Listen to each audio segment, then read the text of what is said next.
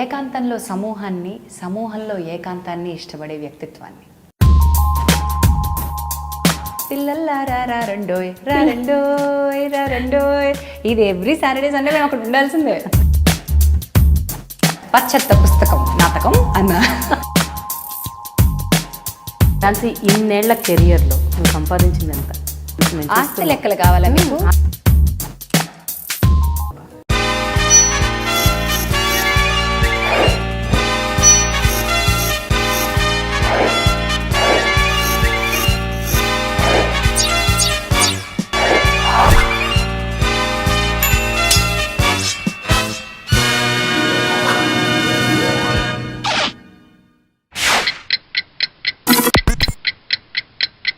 Hello, hi, welcome to my very special show dialogue with Prema, only on iDream.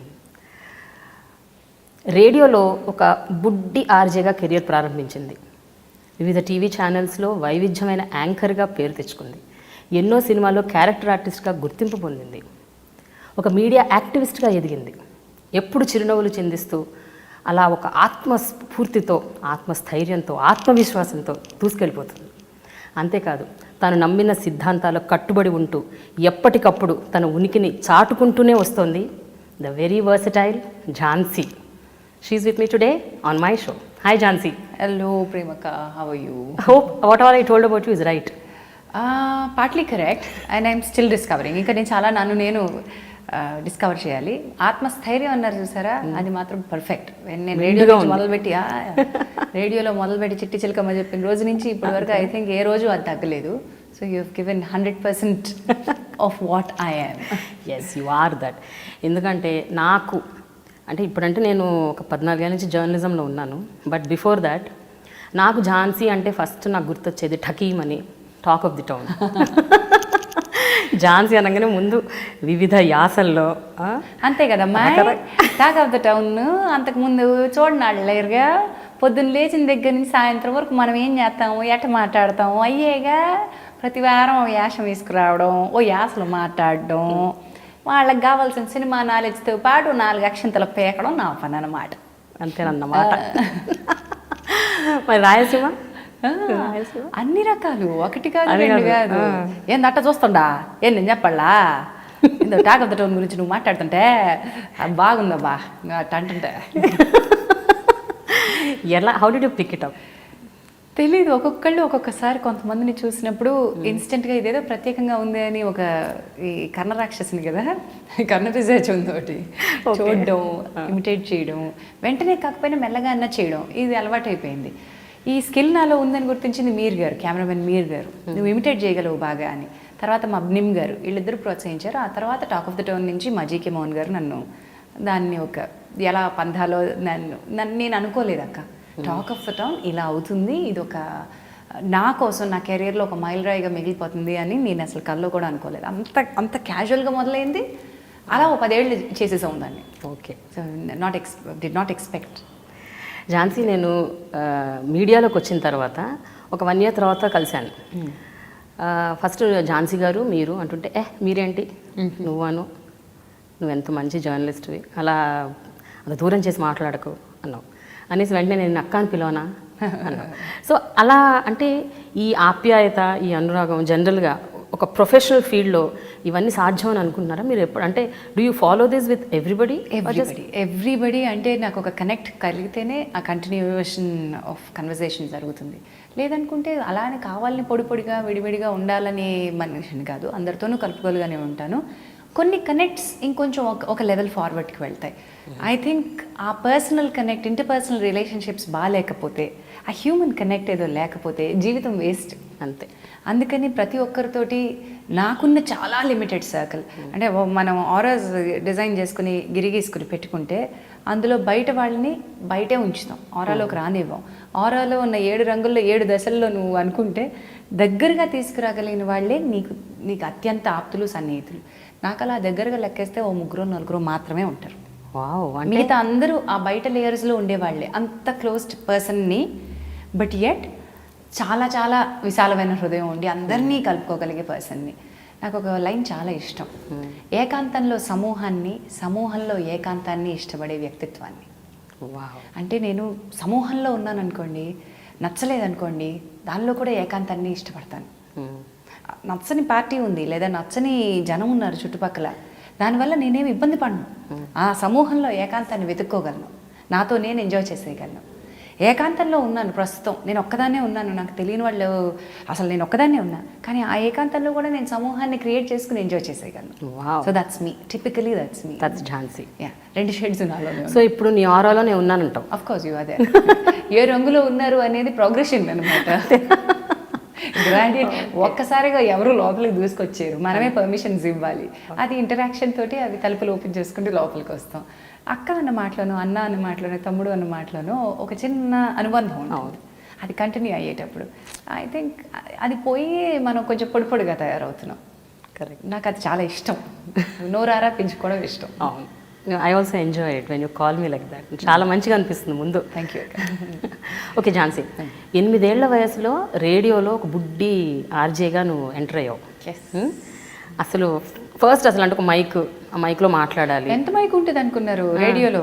ఇప్పుడు కొంచెం కొత్త మైకులు వచ్చినాయి, కానీ అంతకుముందు మైక్ ఇంత ఉండేది, పెద్ద మైక్. అంటే ఆ వయసులో ముఖాన్ని రేడియోకి మనం ప్రజెంట్ చేయడం అనేది ఇదేం లేదు కదా, ఎక్కడ ఉండాలి అని మైక్ అందుకోవడానికి ఇలా కూర్చునేదాన్ని. Okay, I still remember that. ఇంత పెద్ద మైక్, దాన్ని కిందకి లాగి మన కోసం సెట్ చేసి పెట్టేవారు అక్కయ్య గారు కానీ మా అమ్మగారు కానీ. సో మైక్ పట్టుకోవడం అనేది, మైక్ ముందు కూర్చోవడం అనేది, దానికి ఎటికెట్ అనేది ఒకటి ఉంటుంది, అవన్నీ అలా నేర్చుకున్నాను అనమాట. బట్ గుర్తుందా ఝాన్సీ, అంటే ఫస్ట్ టైం మైక్ ముందు కూర్చోగానే మొట్టమొదటిగా రైట్, మొట్టమొదటి మాటలు గుర్తులేదు, కానీ ఆ మైక్, దాని వాల్యూమ్, దాని పెద్ద ఇది, అది గుర్తుంది. అంతకంటే ముందు చిన్నప్పుడు చిట్టి చిలకమ్మ పాటలు చెప్పడము, పద్యాలు పాడడము, వాటితో అనుబంధం ఉంది కాబట్టి ఆర్జేగా అయిన క్షణం ఫస్ట్ అనౌన్స్మెంట్ అడగని గుర్తులేదు. కాంట్రాక్ట్ వచ్చి ఆ కాంట్రాక్ట్ని సెలబ్రేట్ చేసుకున్న తీరు గుర్తుంది. బికాస్ అప్పటికి ఫస్ట్ సెకండ్ క్లాసెస్లో ఉన్నాం కాబట్టి అది కొంచెం గుర్తుంది. ఏంటా కాంట్రాక్ట్? 180 రూపీస్ యువర్ చైల్డ్, పెద్దవాళ్ళకి ఇస్తారు because we're minors, we have, అది కాపీ నేను మీకు ఇస్తాను చూద్దరు. కానీ మీ చైల్డ్ని ఇన్ని వారాల పాటు, ఈ నెలలో ఇన్ని ఆదివారాలు లేదా ఇన్ని శనివారాలు చైల్డ్ కంపేర్గా మీరు పంపించడానికి మీరు కన్సెంట్ ఇస్తున్నట్టుగా సంతకం పెట్టాలి పేరెంట్స్. అందులో నా పేరు, దానికి నాకు ఇచ్చే డబ్బు కింద రాసుంటుంది. ఎంత డబ్బు ఇచ్చారు? 180 rupees. 180 for 4 Sundays.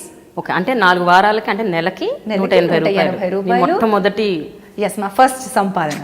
Great. Okay, అది కూడా ఎప్పుడు 1983, 82, 83, ఐ డోంట్ రిమెంబర్, చూసి కాంట్రాక్ట్ చేసి చెప్పాలి. 82, 83లో ఎప్పుడో.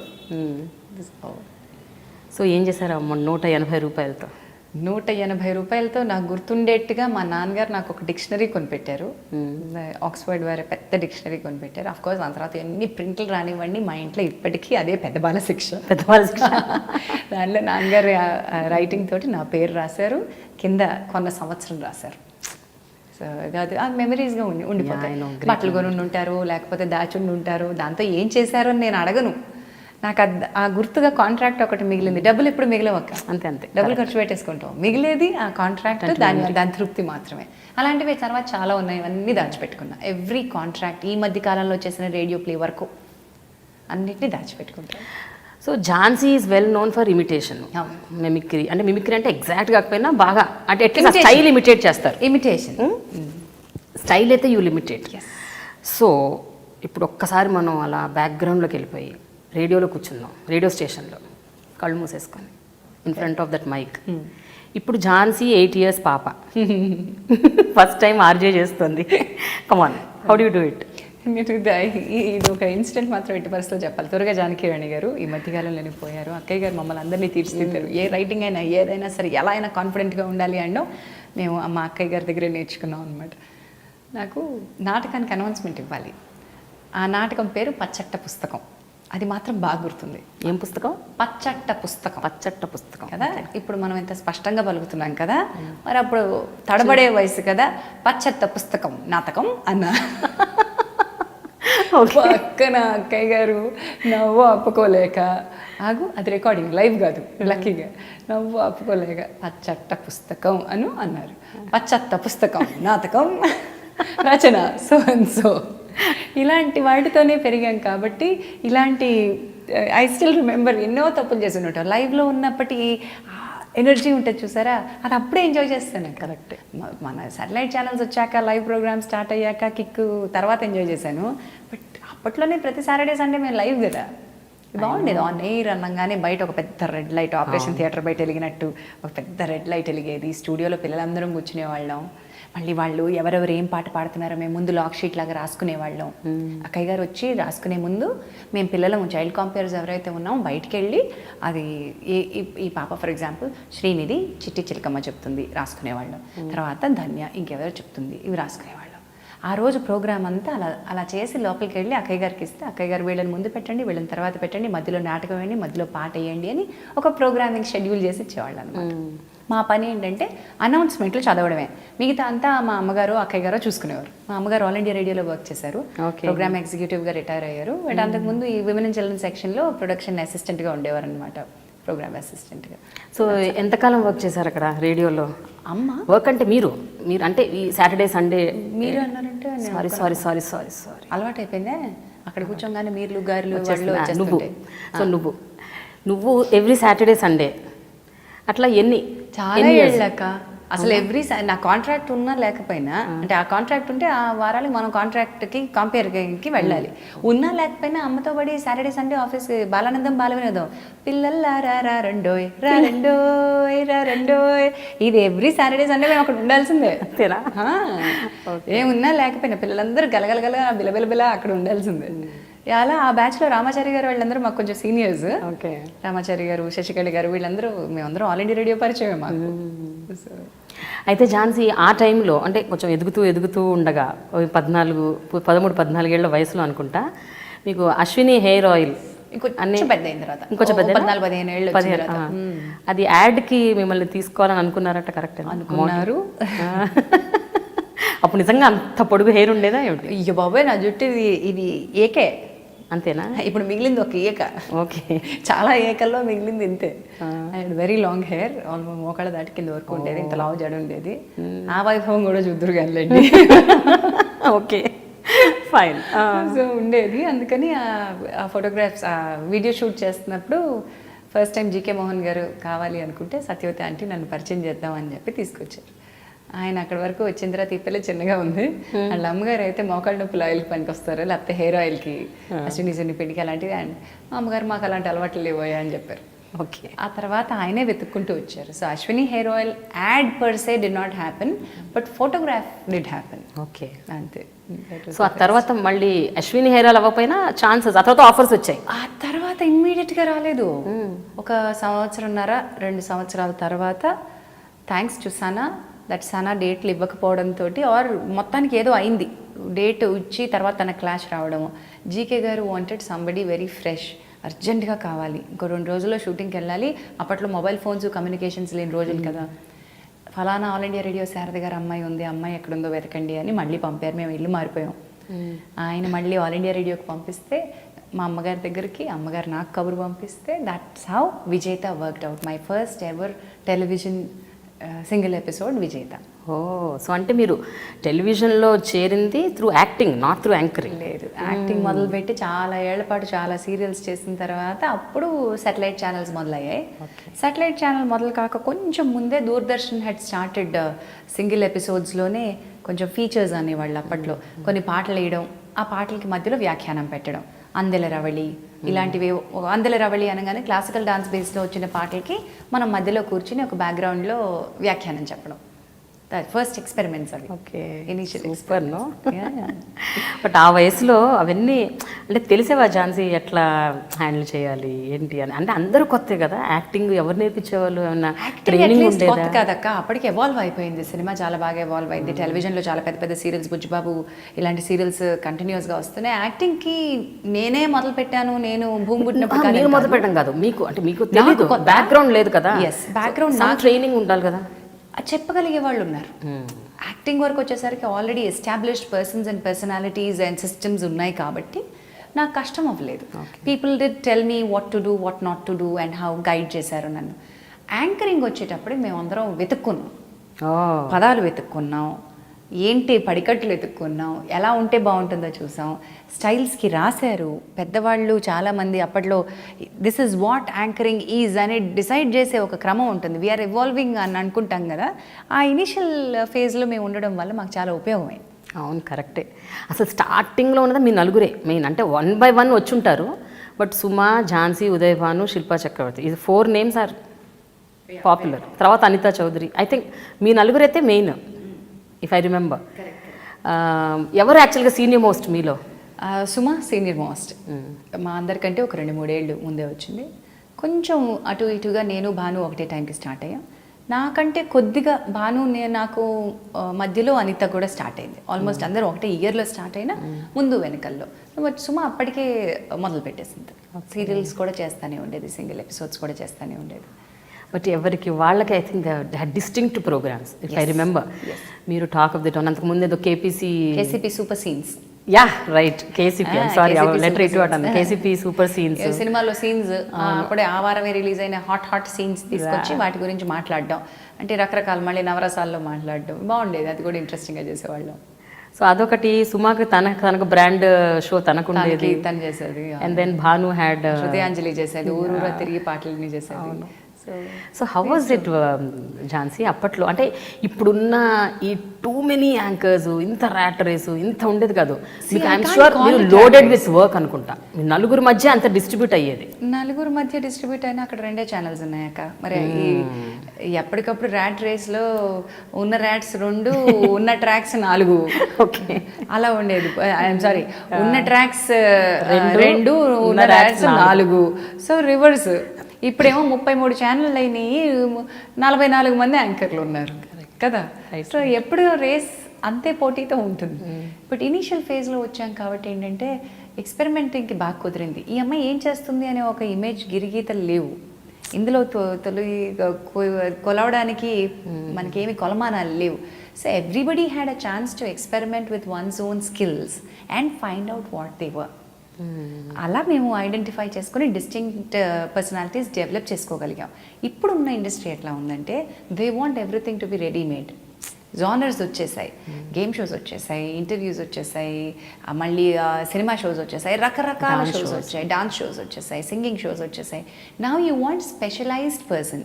సో కొంత ప్రీ గ్రూమింగ్, ప్రీ ట్రైనింగ్, రెడీగా ఉండడం, రెడీనెస్తో అవేర్గా ఉండడం అనేది చాలా ఇంపార్టెంట్ ఇప్పుడు ఈ జనరేషన్కి అయింది. ఫార్చునేట్లీ ఆ generation didn't need that kind of preparedness. మేమంతా మా తప్పుల్ని పాపం ఆ ప్రేక్షకులు చాలామందికి భరించారు, క్షమించారు. లేదు భరించి క్షమించినా కూడా మిమ్మల్ని చాలా ఇష్టపడ్డారు, అభిమానించారు. అదే అంటున్నాను కదా, అదే అభిమానం అంటున్నా. భరించడంలోనే ఒక గొప్ప అభిమానం ఉంది. మన అమ్మాయిలే అన్నట్టుగా చూశారు.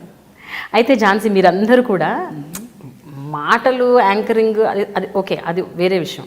బట్ ఈవెన్ మిమ్మల్ని మీరు గ్రూమ్ చేసుకోవటం, అసలు ఈ పర్టికులర్ ప్రోగ్రామ్కి ఏం కాస్ట్యూమ్ వేసుకోవాలి, ఎలా రెడీ అవ్వాలి, మాకు తెలియదు. అదే ఏం తెలియదు, ఎలా ఉంటే అలా వెళ్ళిపోయేవాళ్ళు. మా బట్టలే లాగా ఇలా రా అంతే, అచ్చంగా ఎట్లా ఉన్నామో అట్లా వెళ్ళిపోయేవాళ్ళం. అందులోనే ఏం బట్టలు, ఏం రంగులు, మెల్లమెల్లగా ఎవాల్వ్ అయ్యాం అంతే. So it was very very pure ఆ టైంకి. ఇప్పుడు డిజైనర్లు, స్టైలిస్టులు, each program has its own look, మళ్ళీ బ్రాండ్, అలా డెవలప్ అయింది. అఫ్ కోర్స్ ఆ స్టేజ్ రావాలి. I'm not saying that you అక్కడే అయిపోవాలి అనట్లేదు. మేమే అయిపోలేదే, కరెక్ట్. మాకు మేమే ఐకాన్స్ అయ్యావే. Each time I can't repeat dress లాగా అయిపోయింది. So I can't say that అదే బాగున్నాయి, ఇది బాగాలేదని నేను అన్నాను. But which was the best phase ఆ టైంలో? మీరు చేసిన షోస్ అన్నిట్లో మీరు బాగా ఇష్టపడి, అంటే ఇన్వాల్వ్ అయ్యి చాలా అభిమానించిన షో ఒకటి అని చెప్పలేనమ్మా. Talk of the town my all time favourite. ఇప్పటికీ దాంతో నాకు చాలా గొప్ప మెమరీస్ ఉంటాయి. ఎంత ఇష్టం అంటే టాక్ ఆఫ్ ద టౌన్ గురువారానికల్లా కాన్సెప్ట్ కళలోకి రాకపోతే, మొత్తం ఎపిసోడ్ అంతా కళ్ళలో కనకపోతే నిద్ర పట్టేది కాదు. మేము ఫ్రైడే కల్లా ఎపిసోడ్ చేసేయాలి, సండే ఎపిసోడ్ టెలికాస్ట్. సాటర్డే చేసిన సందర్భాలు కూడా ఉన్నాయి, లేవంటలేదు, డెడ్ లైన్స్ మీద పడితే తప్ప రాదు ఏదో సందర్భాల్లో. బట్ థర్స్డే, ఫ్రైడేలో షూటింగ్ చేసేసేవాళ్ళం ఫ్రెష్గా వచ్చిన సినిమాలని పట్టుకొని. ఇనీషియల్ డేస్లో నాకు చాలామంది రైటర్స్ సపోర్ట్ చేసేవారు. చాలామంది రైటర్స్, అఫ్కోర్స్ జీకే మోహన్ గారు, అనురాధ గారు, వీళ్ళందరూ ఉండి నన్ను బాగా సపోర్ట్ చేశారు. తర్వాత ఆ బంచ్ వాళ్ళు బిజీ అయిపోయి, అఫ్కోర్స్ ఆ పెద్ద తలకాయలే నా వెనకాల ఉన్నప్పటికీ నిజానికి కూర్చుని పెన్ చేసేటువంటి రైటర్స్ మారిపోతూ వచ్చారు. చివరిలో ఎక్కువ కాలం నాతో వర్క్ చేసిన రైటర్ సిహెచ్ శ్రీనివాస్. ఇనిషియల్ డేస్లో చాలామంది పనిచేసిన ఎక్కువ కాలం దానిపై సిహెచ్ శ్రీనివాస్ రాశారు. నాకు ఆయనకి చాలా బాగా జెల్ అయింది. చుండూరు శ్రీనివాస్ అంటారు ఆయన్ని. ఇద్దరికి ఎలా అంటే ఆయనది బాగా శ్రీకాకుళం వ్యాస, నేనేమో ఆయన దగ్గర కొంచెం నేర్చుకున్నా శ్రీకాకుళం వ్యాస, ఎవరి దగ్గర ఏం నేర్చుకోవచ్చు అని. ఇద్దరం కలిపికట్టుగా ఒక స్కెలిటన్ డెవలప్ చేసుకుని దాన్ని అక్కడికక్కడ మసాలాలు యాడ్ చేసుకుని బాగా చేసాం అనమాట.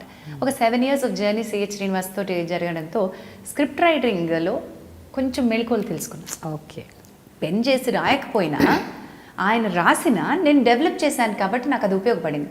మిగతా స్క్రిప్ట్ రైటర్స్తో ఏంటంటే వాళ్ళు రాస్తే నేను చెప్పాలి, వాళ్ళు నేను ఇంటర్ఫియర్ అయితే ఇష్టపడేవాళ్ళు కాదు. ఇది కూడా ఉండేది కొంతమందితో. అదే మా బ్నిమ్ గారు లాంటి వాళ్ళు అయితే రాశాను నీ ఇష్టం అనేవాళ్ళు. అది పండగ. అక్షరం ముక్క మారితే నేనేదో తప్పు చేశాననే ఫీలింగ్ వచ్చి అంత గొప్ప పండగ అయింది. అలాంటి వాళ్ళు రాస్తే మనం ఎంత బాగుంది, ఇది అచ్చుగుద్దినట్టు ఇలా చెప్పాలి అనిపిస్తుంది. ఇంకొంతమంది రాస్తే వీళ్ళు కేవలం నా నాలుక ముడిపెట్టడానికే రాశారు అన్నట్టుంటుంది. పెట్టబుడేసి అది అయ్యేది రావు ఆ టైంకి.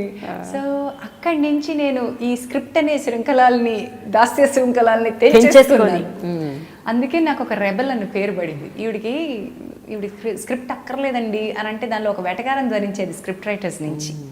ఎందుకంటే వాళ్ళకి అది నచ్చేది కాదు. రాసింది రాసినట్టు చదివేసి వెళ్ళిపోయే వాళ్ళంటే చాలామందికి ఇష్టం. ఇది ఇక్కడ ఈ సెంటెన్స్ కాదా, ఇందులో ఇది యాడ్ చేద్దామండి, దీన్ని ఇలా చెప్పనా అండి, ఇలాంటివి నచ్చేవి కాదు.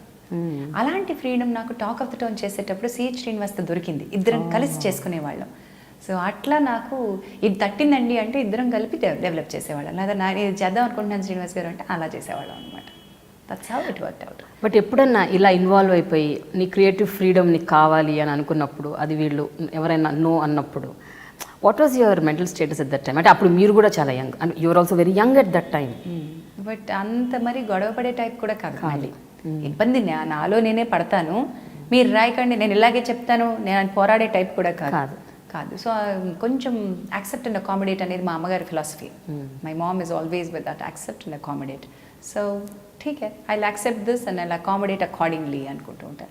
కుదిరినంత వరకు ట్రై చేస్తాను నా తీరుగా తీసుకొచ్చుకోవడానికి. కుదరకపోతే ఇంకా యాక్సెప్టెన్స్. ఇప్పుడు ఎట్లుంది ఝాన్సీ, నీ మెంటల్ స్టేటస్ ఇంకా అలాగే ఉందా? యాక్సెప్ట్ అండ్ అకామిడేటా లేకపోతే రైజ్ అండ్ వాయిస్?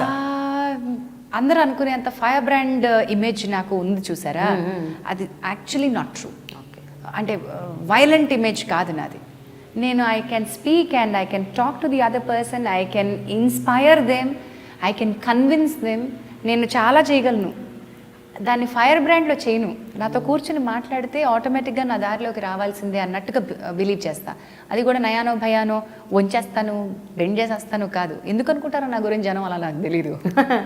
మరి మీరు చేసే ప్రోగ్రామ్స్ అలా ఉంటాయి కదా, ఉన్నా కూడా I don't come across as that fire brand. అంటే ఫైర్ బ్రాండ్ అంటే జనాల్లోకి వెళ్ళిపోయి ప్రజల వాయిస్ని మీ వాయిస్గా వినిపిస్తూ, యూనో ప్రజల బాణిని అలాగే ప్రభుత్వాల దగ్గర తీసుకెళ్ళడం, కొంచెం ఫోర్స్ఫుల్గా మాట్లాడటం, ఇవి వినేసరికి అందరికీ ఒక ఒపీనియన్కి వచ్చేస్తారు. ఎగ్జాక్ట్లీ, అందులో చిన్న తేడా ఉంది. ఇప్పుడు నేను అటు నవీన లాంటి దానిలో జెండర్ అండ్ రైట్స్ మాట్లాడినా, చేతనలో పేదల పక్షాన మాట్లాడినా, ఇక్కడ నా టోన్లో చిన్న తేడా మీరు గమనించండి. నేను ఏ రోజు కూడా ఒక ఉద్యమకారిణిలా మాట్లాడలే, ఒక విప్లవకారిణిలా మాట్లాడలేదు.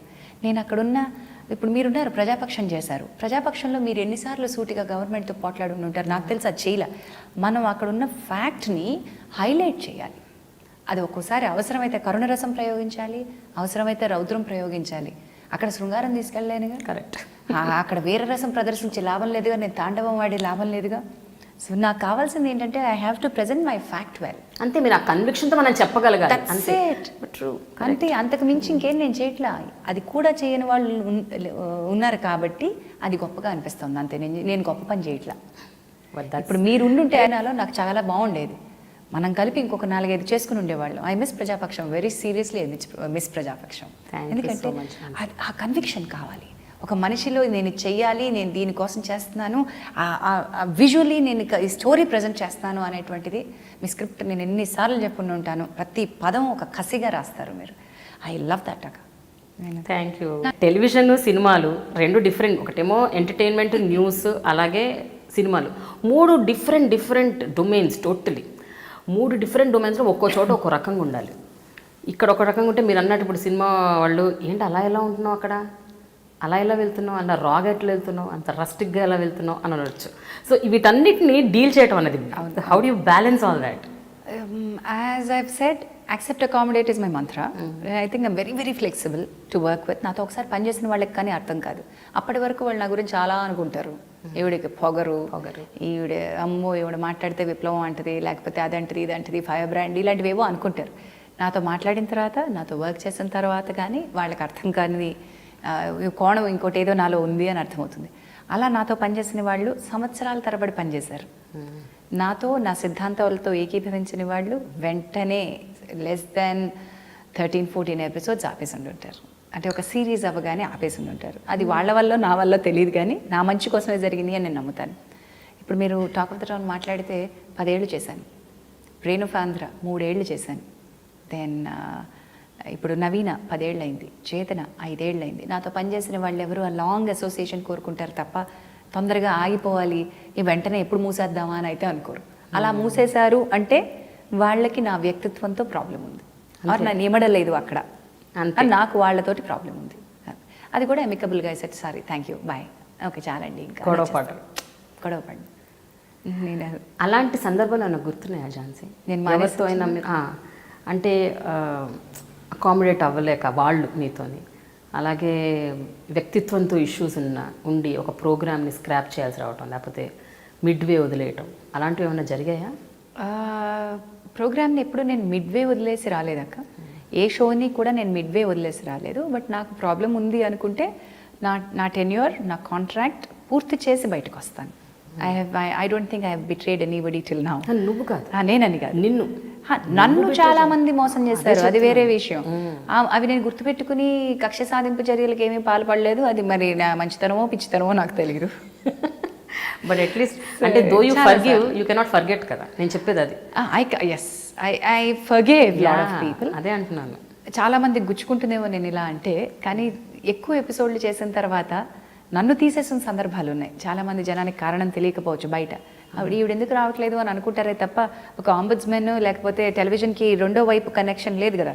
ఆడియన్స్కి నేను ఇష్టమా నేను ఇష్టం లేదా అని చెప్పే ఒక నేరుగా రెస్పాన్స్ తీసుకునేది లేదు. అప్పట్లో ఏంటి, ఇప్పట్లో కూడా కమెంట్, ఫేస్బుక్లో కమెంట్, లేకపోతే ఇప్పుడు ఇది iDreamకి వేస్తారు కాబట్టి కింద కమెంట్ బాక్స్లో కమెంట్ అయితే తప్ప ఎంతమందికి ఆ తీరికుంది పోని వాళ్ళకి నిజంగా అనిపించింది చెప్పడానికి. చాలా దారుణం, అది చాలా దారుణంగా ఉంటుంది. దాని గురించి కూడా one of the victims for that. దాని గురించి తర్వాత మాట్లాడతాను.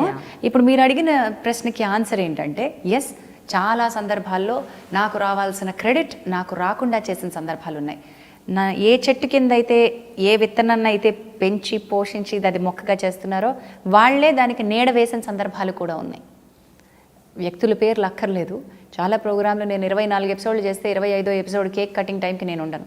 99 ఎపిసోడ్లు చేసిన ఒక డాన్స్ షోకి 100వ ఎపిసోడ్కి నేను యాంకర్ని కాను. కారణం తెలీదు, కారణం చెప్పరు, నన్ను అడగను, నేను అడగలేదు ఇంతవరకు. అలాగా అండి, ఓకే అండి, దట్స్ ఇట్. బయటికి వాకౌట్ అండ్ ఐ డోంట్ మళ్ళీ నేను వీళ్ళతో నేను పని చేయకూడదు, నేను వీళ్ళని అవమానపరిచారు అని అనుకుని ఉంటే నాకే నష్టం. నా ఇండస్ట్రీలో కెరీర్ అప్పుడే బ్రేక్ అయిపోయి ఉండేది. But no, I'm flexible. అలాగా నా అవమానాన్ని సహిస్తున్నానని కాదు, మళ్ళీ అదే ప్రోగ్రామ్ చేయమని పిలుపు వచ్చినా నేను చేయలే. నన్ను మోసం చేసినా లేదా నన్ను తీసేసినా నేను ఏ రోజు కక్ష పెట్టుకోలే. కానీ అది గుర్తుపెట్టుకున్నా, మీరు అన్నట్టుగా ఫర్గివ్ చేయడం అని కాదు, అది ఉంటుంది లోపల. డిస్టెన్స్ మెయింటైన్ చేస్తాను, ఇమ్మీడియట్గా డిస్టెన్స్ మెయింటైన్ చేస్తాను. కానీ no burning bridges, no fights, ఎవరితోటి శత్రుత్వం లేదు నాకు ఇప్పటి వరకు. సో బర్నింగ్ బ్రిడ్జెస్ ఉన్నాయి తప్ప శత్రుత్వం లేదు, బర్నింగ్ బ్రిడ్జెస్ లేవు. నేను వాళ్ళతో డిస్టెంట్గా ఉంటాను. నాకు చాలా ఇష్టమైనటువంటి ఒక ప్రోగ్రామ్ ఈ మధ్యకాలంలో, అంటే ఆత్మసంతృప్తి కోసం చేసినటువంటి ఒక ప్రోగ్రామ్కి చాలా తక్కువ డబ్బులు తీసుకుని పిల్లల్ని ఎంకరేజ్ చేయాలి అని మిగతా గెస్ట్లు, జడ్జెస్ అందరూ కూడా మాకు డబ్బులు రాలేదు మేము ఆపేస్తాము అని ఫైనల్ ఎపిసోడ్ దగ్గరకు వచ్చినప్పుడు, అంటే అందరి దగ్గరికి వెళ్ళి పిల్లలు అన్యాయం అయిపోతారు మనం కనుక ఇప్పుడు షూట్ చేయకపోతే.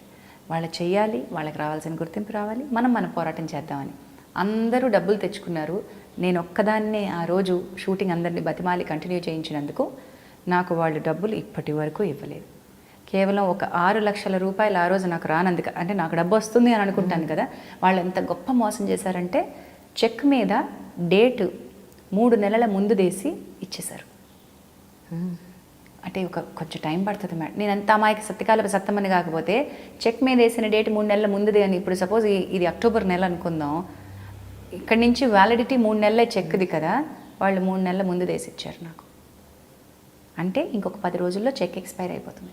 నేను ఈ ఎపిసోడ్ చేసేసాను. 6 లక్షల రూపాయలు నాకు రావాలి, మొత్తంగా సీరియస్ డబ్బులన్నీ రావాలి. ఇల్లు కొనుక్కుంటున్నాను, రిజిస్ట్రేషన్ ఉంది, నాకు డబ్బులు వస్తాయి అయింది అనుకుంటే చెక్ వేస్తే బౌన్స్, చూస్తే బౌన్స్ కాదు అసలు, instrument not valid. Clear cut మోసం కాదు. వాళ్ళు అప్పటి నుంచి ఫోన్ ఎత్తరు, మనుషులు దొరకరు, ఇవ్వలేమని చెప్పరు, పోనీ ఇంత కాదు ఇంత ఇస్తానని చెప్పరు. దానివల్ల నేను అప్పు చేసుకుంటే ఆ అప్పుకు వడ్డీ అఫ్కోర్స్ అన్ప్లాన్డ్, అప్పటికప్పుడు కావాల్సి వచ్చింది. ఉన్నాయి కదా మంది, నేను అప్పు చేసి బతికే మనిషిని కాదు. నాకు ఎంతలో ఉందో నేను అంతే బతుకుతాను. మిగతా వాళ్ళ నేను బోల్డ్ సంపాదించలే, నాకు ఎంతే ఉంది నేను అంతలోనే బతుకుతాను. నాకు 6 లక్షలు ఎక్కువే కావచ్చు. సో అంత బిట్రే చేసిన ఆ మనిషిని కూడా నేను క్షమించా, మళ్ళీ ఆయనతో కూడా వర్క్ చేశాను. సో ఐ డోంట్ హ్యావ్ శత్రుత్వం ఎవరితోనూ పెట్టుకోలేదు. వాళ్ళు గిల్ట్ కాన్షియస్తో చచ్చిపోవాలి తప్ప నేను పెట్టుకోను. నేను ఎవరిని ఇబ్బంది పెట్టాను. ఆయనతో మాట్లాడిన ఇప్పుడు అంతే, నేను ఆయనతో వర్క్ చేశాను, ఆ వ్యక్తితో నేను వర్క్ చేశాను, కానీ I don't talk to him. Hello అండి, అలాగే అండి, వద్దామండి, చేద్దామండి, దట్స్ ఇట్. బికాజ్ ఇంకొక వర్క్ నాకు వస్తుంటే అది నా హక్కు. ఏ వ్యక్తులైతే నాకు 24 ఎపిసోడ్లో తీసేసి 99 ఎపిసోడ్లో తీసేసి ఇది నువ్వు చేయకుండా ఉండడానికి ఏం తీసుకుంటావు అని మాట్లాడిన వ్యక్తులతో కూడా నేను కలిసి మాట్లాడతా, కలిసి పనిచేస్తా. కానీ వాళ్ళు అంతే డిస్టెన్స్లో, నా ఆరాలోకి రారు. వాళ్ళు నా జీవితంలోకి స్పేస్ ఉండదు. But it's my work. Next if there offering me something, why should I say no? Because it's mine, అది నా హక్కు. I work for it. వీళ్ళ వల్ల నాకు ఇంకొంచెం డేంజర్స్ ఉన్నాయి. దీనివల్ల అంటే ఒక్కోసారి ఏమి మిగల్చకుండా చాణక్యుడి నీతి ఉపయోగించాలి, శత్రుశేషం మిగల్చకుండా ఉండాలి అనేది అన్ని చోట్ల పనికొస్తుందో లేదో తెలియదు, కానీ ఒక్కోసారి అనిపిస్తుంది అది కరెక్ట్ ఏమో అని. దానివల్ల వాళ్ళ గిల్ట్ కాన్షియస్ వల్ల నేను నష్టపోయిన సందర్భాలు ఉన్నాయి. ఒక ప్రోగ్రామ్ నన్ను అనుకుందాం ఫర్ ఎగ్జాంపుల్, ఒక పెద్ద డైరెక్టర్ చేస్తున్న షోకి ఝాన్సీ అయితే బాగుంటుంది అబ్బాయి అని అంటే, యువతలు ఉన్నటువంటి ఈ వ్యక్తికి నాతో సరైన అనుబంధం లేదుగా, నేను ఎక్కడ డబ్బులు అడుగుతానో లేకపోతే నేను ఎక్కడ ఈ విషయం అడుగుతాను, ఆవిడ వద్దులేండి సార్, ఆవిడతో కొన్ని ప్రాబ్లమ్స్ ఉంటాయి, వేరే వాళ్ళని పెట్టుకుందాం. సో అది నాకు రాలా. అలా ఎన్నాళ్ళు తప్పించుకుంటారు నన్ను నేను లేకుండా? ఎప్పటికైనా సరే నాకంటూ ఒక వర్త్ ఉంది, నాకంటూ ఒక వాల్యూ ఉంది. He has to come back to me, he needs to work with me, and that's my గెలుపు. అది నా గెలుపు కాదంటారా? నీకేం? And he came, he has to work with me, he came back to work with me. And అది నా విజయంగా భావిస్తాను. వాళ్ళ అవతల గిల్ట్ కాన్షియస్ ఉందో లేదో నాకు తెలియదు. నేను మాట్లాడిన కదా, సో నేను డబ్బులు ఇప్పుడు నాకు ఆయన డబ్బులు తిరిగి తెచ్చిచ్చినా నేను తీసుకోను. అది నా ఆత్మాభిమానం. నాకు అవసరం లేదు, ఎందుకంటే నువ్వు ఏ రోజైతే ఇవ్వాలో ఆ రోజు నువ్వు నాకు ఇవ్వలేదు. ఏ రోజైతే నాకు ఆ ప్రోగ్రామ్ అవసరం ఉందో ఆ ప్రోగ్రామ్ని మీరు ఆపారు.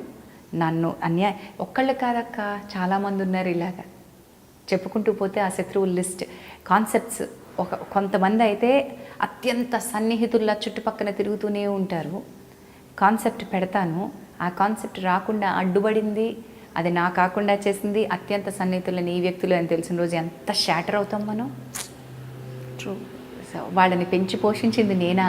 ఈ పాముందా నేను పెంచి పోషించింది? వీళ్ళకి ఏమీ లేని రోజు నేనా వీళ్ళకి అండగా నిలబడింది? ఇలాంటి విలువలు లేని వ్యక్తులు కానీ బాధపడుతూ ఉంటాను. అలాగా నేను ఎవరిని నువ్వు ఇలా చేసావని చెప్పి పోట్లాడి పెట్టుకోలేదు. కానీ what is the specific reason behind it? అంటే నువ్వు ఇలాగే ఉండాలి, నేను ఇలాగే చేయదలుచుకున్నాను, వాళ్ళు ఏం చేసినా సరే నేను వాళ్ళని క్షమిస్తాను, కాకపోతే కక్ష పెట్టుకోను, నా పని నేను చేసుకుంటూ వెళ్ళిపోతాను. నాకు పని కావాలక్క, నేను I have to be in this industry. The only reason నేను ఎందుకు ఎవరినైనా సరే దూషించాలి, ఎందుకు ఎవరినైనా, this is my profession, this is my work and I'm a professional here. I'm not here to live with somebody, to have a daily. నా జీవితం నాకుంది. నా జీవితంలో వీళ్ళెవరు నా ఎమోషన్స్ని గైడ్ చేయడానికి, నా ఎమోషన్స్ని రూల్ చేయడానికి లేరు కదమ్మా వీళ్ళు. నాకు పని కావాలి. I keep my self to my work. కానీ ఇన్ ద ప్రాసెస్ నువ్వు ఇలా అందరినీ ఇగ్నోర్ చేస్తూ, లైట్ తీసుకుంటూ, ఫోన్లే అని వదిలేస్తూ వాళ్ళతో మళ్ళీ వర్క్ చేస్తూ పోతే నువ్వు చులకనైపోవా? అవ్వని ప్లేస్లో నేను అన్నాళ్ల పాటు ఐ కీప్ మై డిస్టెన్స్. వాళ్ళని నేను వెళ్ళి వర్క్ అడగలేదుగా. వాళ్ళ దగ్గరికి వెళ్ళి వర్క్ అడిగి ఏమన్నా నా డబ్బులు మీరు ఇవ్వాలని 100 సార్లు ఫోన్ చేసి గొడవ పడి ఇంటికి మనుషులు పంపించి ఈ టైప్లో చేయలేదుగా. I know where to cut them off. అది చాలా బాధగా ఉంటుంది అక్క. ఎదురుగుండా మనిషి I can't tell you, of course it's not that straight, అంత తేలిక కాదు. మీరు నేను చెప్పినంత తేలిక కాదు. Of course there is an emotional turmoil behind that as well. ఊరికే పోదు, నా శాపం చాలా గట్టిగా తగులుతుందని నాకు తెలుసు. అవునా? ఎవరికైనా తగిలింది ఎప్పటివరకు? చాలా మందికి తగిలి ఉంటుంది. తగిలిన వాళ్ళు చెప్పాలి, తగిలిన వాళ్ళు చెప్పాలి. ఓకే, 2 రోజుల క్యారెక్టర్ చేయించుకుని పీకేసిన వాళ్ళకి తెలియాలి ఆ శాపం. ఒక పెద్ద డైరెక్టర్, ఒక పెద్ద హీరో, 2 రోజుల క్యారెక్టర్ చేశాను, నా డబ్బులు నాకు ఇచ్చేశారు, కానీ చెప్పా పెట్టకుండా రీప్లేస్ చేసి ఇంకొక వ్యక్తితోటి అది షూట్ చేయించుకుంటే అది అవమానం అంటాను నేను ఆర్టిస్ట్కి. సో తగిలింది, బాగా తగిలింది దానికి. అవునా? మామూలు దెబ్బ తగలలేదు, ఇప్పటివరకు కోలుకున్నంత దెబ్బ తగిలింది, తిరిగి మళ్ళీ లేవలేనంత దెబ్బ తగిలింది. నా వల్ల అనట్లేదు, అఫ్కోర్స్ వాళ్ళ సినిమాలో దమ్ములేదు కాబట్టి వాళ్ళు లేవలేకపోయారు. అయితే ఝాన్సీ, ఒక విషయం చెప్పు. ఇప్పుడు ఇవన్నీ చెప్పుకుంటేసావు కదా, ఒక పెద్ద షో, నువ్వు గత కొన్ని ఏళ్ళుగా చేస్తున్న ఒక షో, నువ్వు ఇంకా కరెక్ట్గా ఇంకొక గంటలో షూట్ ఉందనగా నువ్వు స్టూడియోకి వెళ్ళావు. నీ ముందరే షూట్ జరుగుతుంది వేరే యాంకర్తో. జరిగింది, ఇది మీకు తెలుసు? అదే అంటున్నాను, నాకు తెలుసు దాని గురించి, అందుకే అడుగుతున్నాను. ఏంటా ప్రోగ్రాము, ఎవరు? Very early days of my career, post box number 1562 అని జెమినీ టెలివిజన్కి ఒక షో చేసేవాళ్ళం, ఉత్తరాలు రాస్తూ ఫీడ్బ్యాక్ తీసుకుంటూ. అప్పటికి శాటిలైట్ కొత్త, ప్రోగ్రామ్స్కి మన ఉత్తరం ప్రేక్షకుల ఉత్తరం టెలివిజన్లో చదువుతున్నారు అంటే ప్రేక్షకులకు థ్రిల్లు, అది గొప్ప ప్రోగ్రామ్ అప్పటికి. ఇప్పుడు అఫ్కోర్స్ కాకపోవచ్చు, ఇప్పుడు ఆడియన్స్ని వర్త్ వాల్యూ ఏం లేదు కాబట్టి ఎవరు మాట్లాడకపోవచ్చు. ఇప్పటిలాగా ఫోన్స్ లేవు, కమ్యూనికేషన్కి ఏం లేదు. ఫలానా టైం నేను షూటింగ్కి వెళ్ళాలి, నేను నా టైంకి నేను వచ్చేసాను. కట్ చేస్తే there somebody else who shooting, నా ప్లేస్లో కూర్చొని ఉత్తరాలు చదువుకుంటూ. సరే, వాట్స్ హ్యాపెనింగ్? అండ్ ఈ టీం అంతా నాకు బాగా కావాల్సిన వాళ్ళు, ఆప్తులు, ఎంత దగ్గర వాళ్ళో చెప్పలేను. ఇలా ఎందుకు చేశారు అంటే, అనుకున్నాను నాన్న, చేంజ్ ఉంటే బాగుంటుంది, చేంజ్ ఉంటే బాగానే ఉంటుంది, నాకు తెలియాలి. అప్పటి నుంచి నేను పెట్టుకున్న ఫిలాసఫీ. అఫ్కోర్స్ నేను కూడా చాలామందికి కార్యక్రమాలు సక్సీడ్ చేశాను. ధర్మవరం సుబ్రహ్మణ్యం గారు చేసిన ఒక ప్రోగ్రామ్ని నేను మళ్ళీ తిరిగి కంటిన్యూ చేశాను. జగపతి గారు కో అంటే కోటి చేస్తే దాని తర్వాత నేను కంటిన్యూ చేశాను. ఇక్కడ నేను నేర్చుకున్న విషయాలు ఏంటంటే, ఆ ఎపిసోడ్ దెబ్బతో నేను నేర్చుకున్న విషయం ఏంటంటే, బాధే నాకు కాదు. అప్పుడు I was very young, I must be 17 or 18 at that point of time. చాలా బాధపడ్డా. తర్వాత నేర్చుకున్న విషయం ఏంటంటే, ఇలాంటి నాకు అవకాశాలు మళ్ళీ వచ్చినప్పుడు సంబడి సక్సీడింగ్ మీ, నేను ఎంత బాధపడ్డానే, అది ఒక స్మూత్ ట్రాన్సిషన్ లేదే. నేను ఆ వ్యక్తికి, సార్ మీకు చెప్పారా, నా వరకు వచ్చింది, మీకు చెప్పారా, మీకు తెలుసా, నన్ను ఇది అడుగుతున్నారు, నేను చేస్తున్నా, మీకు చెప్పారా, మీ పర్మిషన్ తీసుకుని నేను చేస్తా అన్నంత అమాయకురాలని కాదు. మళ్ళీ ఓకే, నాకు ఆఫర్ వచ్చింది, మీకు చెప్పారా లేదా, అది చెప్పాలి. అట్లీస్ట్ ఇంటిమేట్ చేయాలన్నది ఒక సంస్కారం. మీకు ఇది ఇంటిమేట్ చేశారా లేదా, నా వరకు వచ్చింది, తెలిస్తే ఫైన్, సరే ఇది థ్యాంక్ యూ అండి, మీ బ్లెస్సింగ్స్తో నేను చేస్తాను. పిల్లలు పిడుగులు అలాగే మనోగారి దగ్గర నుంచి శాండ్విచ్ ఎక్స్పర్ట్ని, ఏ రీజన్ వల్ల వాళ్ళు మారుద్దాం అనుకుంటున్నారో నాకు అనవసరం కదా. అవును, టీఆర్పీ బాలేక, ప్రైజ్ ఎక్కువైందనా, టైం బ్యాండ్ బాలేక, ఫీమేల్ యాంకర్ కావాలనుకున్న, ఏ రీజన్ వల్ల వాళ్ళు మార్చారు అనేది నాకు అప్రస్తుతం. అది అవతల వాళ్ళకి, అంటే నన్ను మార్చేసి ఇంకోళ్ళు పెట్టుకుంటున్నారు అనుకోండి, అప్పుడు నాకు కావాలి, నన్ను ఎందుకు మారుస్తున్నారు అని నేను అడగాలి. నన్ను ఎందుకు పెట్టుకుంటున్నారు అని నేను అడగకూడదుగా. కరెక్ట్. సో నన్ను పెట్టుకుంటున్నప్పుడు నా వర్త్ ఏదో గుర్తించి పెట్టుకుంటున్నారని నేను గర్వంగా ఫీల్ అయ్యి అక్కడికి వెళ్తాను. సో వీళ్ళందరితోటి నేను ముందు మాట్లాడి, ధర్మవరం సుబ్రహ్మణ్యం గారి దగ్గర నుంచి, I'm not able to recollect the name of the show, but మధ్యాహ్నం బ్యాండ్లో చాలా గొప్ప ఎక్స్పీరియన్స్ నాకు. అది విక్రమ్ గారితో మాట్లాడుతున్నాయి, అది it's an interview show, but వాళ్ళకి తెలియకుండా వాళ్ళ జీవితంలోంచి సర్ప్రైజ్ ఎలిమెంట్స్ని తీసుకొచ్చి కూర్చోబెట్టిన షో. జగపతి బాబు గారి దగ్గర నుంచి కో అంటే కోటి. Of course that was a bitter experience I suppose for Jagapathi Babu గారు, ఎందుకంటే ఆయనకి చాలా అనుబంధం ఆ షో తోటి. And he was not willing to let go of the show and he wanted, అది అనుబంధం ఉంటుంది కదా, ఇది నా షో, నా బ్రాండ్ అనేది. That was slightly bitter with him. కానీ ఆయనకు ముందే చెప్పారు, చెప్పిన తర్వాతే నేను ఆయనతో మాట్లాడి, sir I'm taking it forward, please I know it must be very difficult, but please do bless me అని చెప్పి మరీ నేను సెట్లో అడుగు పెట్టాను. తర్వాత మనోగారి దగ్గర నుంచి, మనోగారు ఈజ్ ఈక్వల్ టు పిల్లలు పిడుగులు, అంత బాగా పిల్లల్లో కలిసిపోయారు. ఎందుకు ఆయన్ని మారుస్తున్నారు అని నేను అడగలేదు, నన్ను అడగాల్సింది కాదు. ఆయనకి ఫస్ట్ ఫోన్ చేశారు, సార్ మీకు చెప్పారా, అప్పుడే నేను ఒప్పుకున్నాను. సార్ మీకు చెప్పే ఉండుంటారా, ఇలా నాకు ఫోన్ చేశారు అంటే, నిన్ను పెట్టుకుంటున్నారని తెలియదు కానీరా, నన్ను తీసేశారని నాకు తెలుసు అన్నారు ఆయన ఒక జెంటిల్మెన్. సో ఎందుకు ఏంటి మాట్లాడుకోలేదు. Of course they wanted a female anchor. అలాగే అవసరాల శ్రీనివాస్ ఛాంపియన్ చేస్తున్నారు. దాని తర్వాత సీజన్ నేను చేశాను. ఇన్ఫ్యాక్ట్ దానికంటే ముందు సీజన్ నేనే చేశాను. ఒరిజినల్ సీజన్ స్టార్టింగ్ సీజన్ నేను చేశాను. తర్వాత ఎప్పుడో 3-4 సంవత్సరాలకు ఇంకో సీజన్ శ్రీని చేశారు.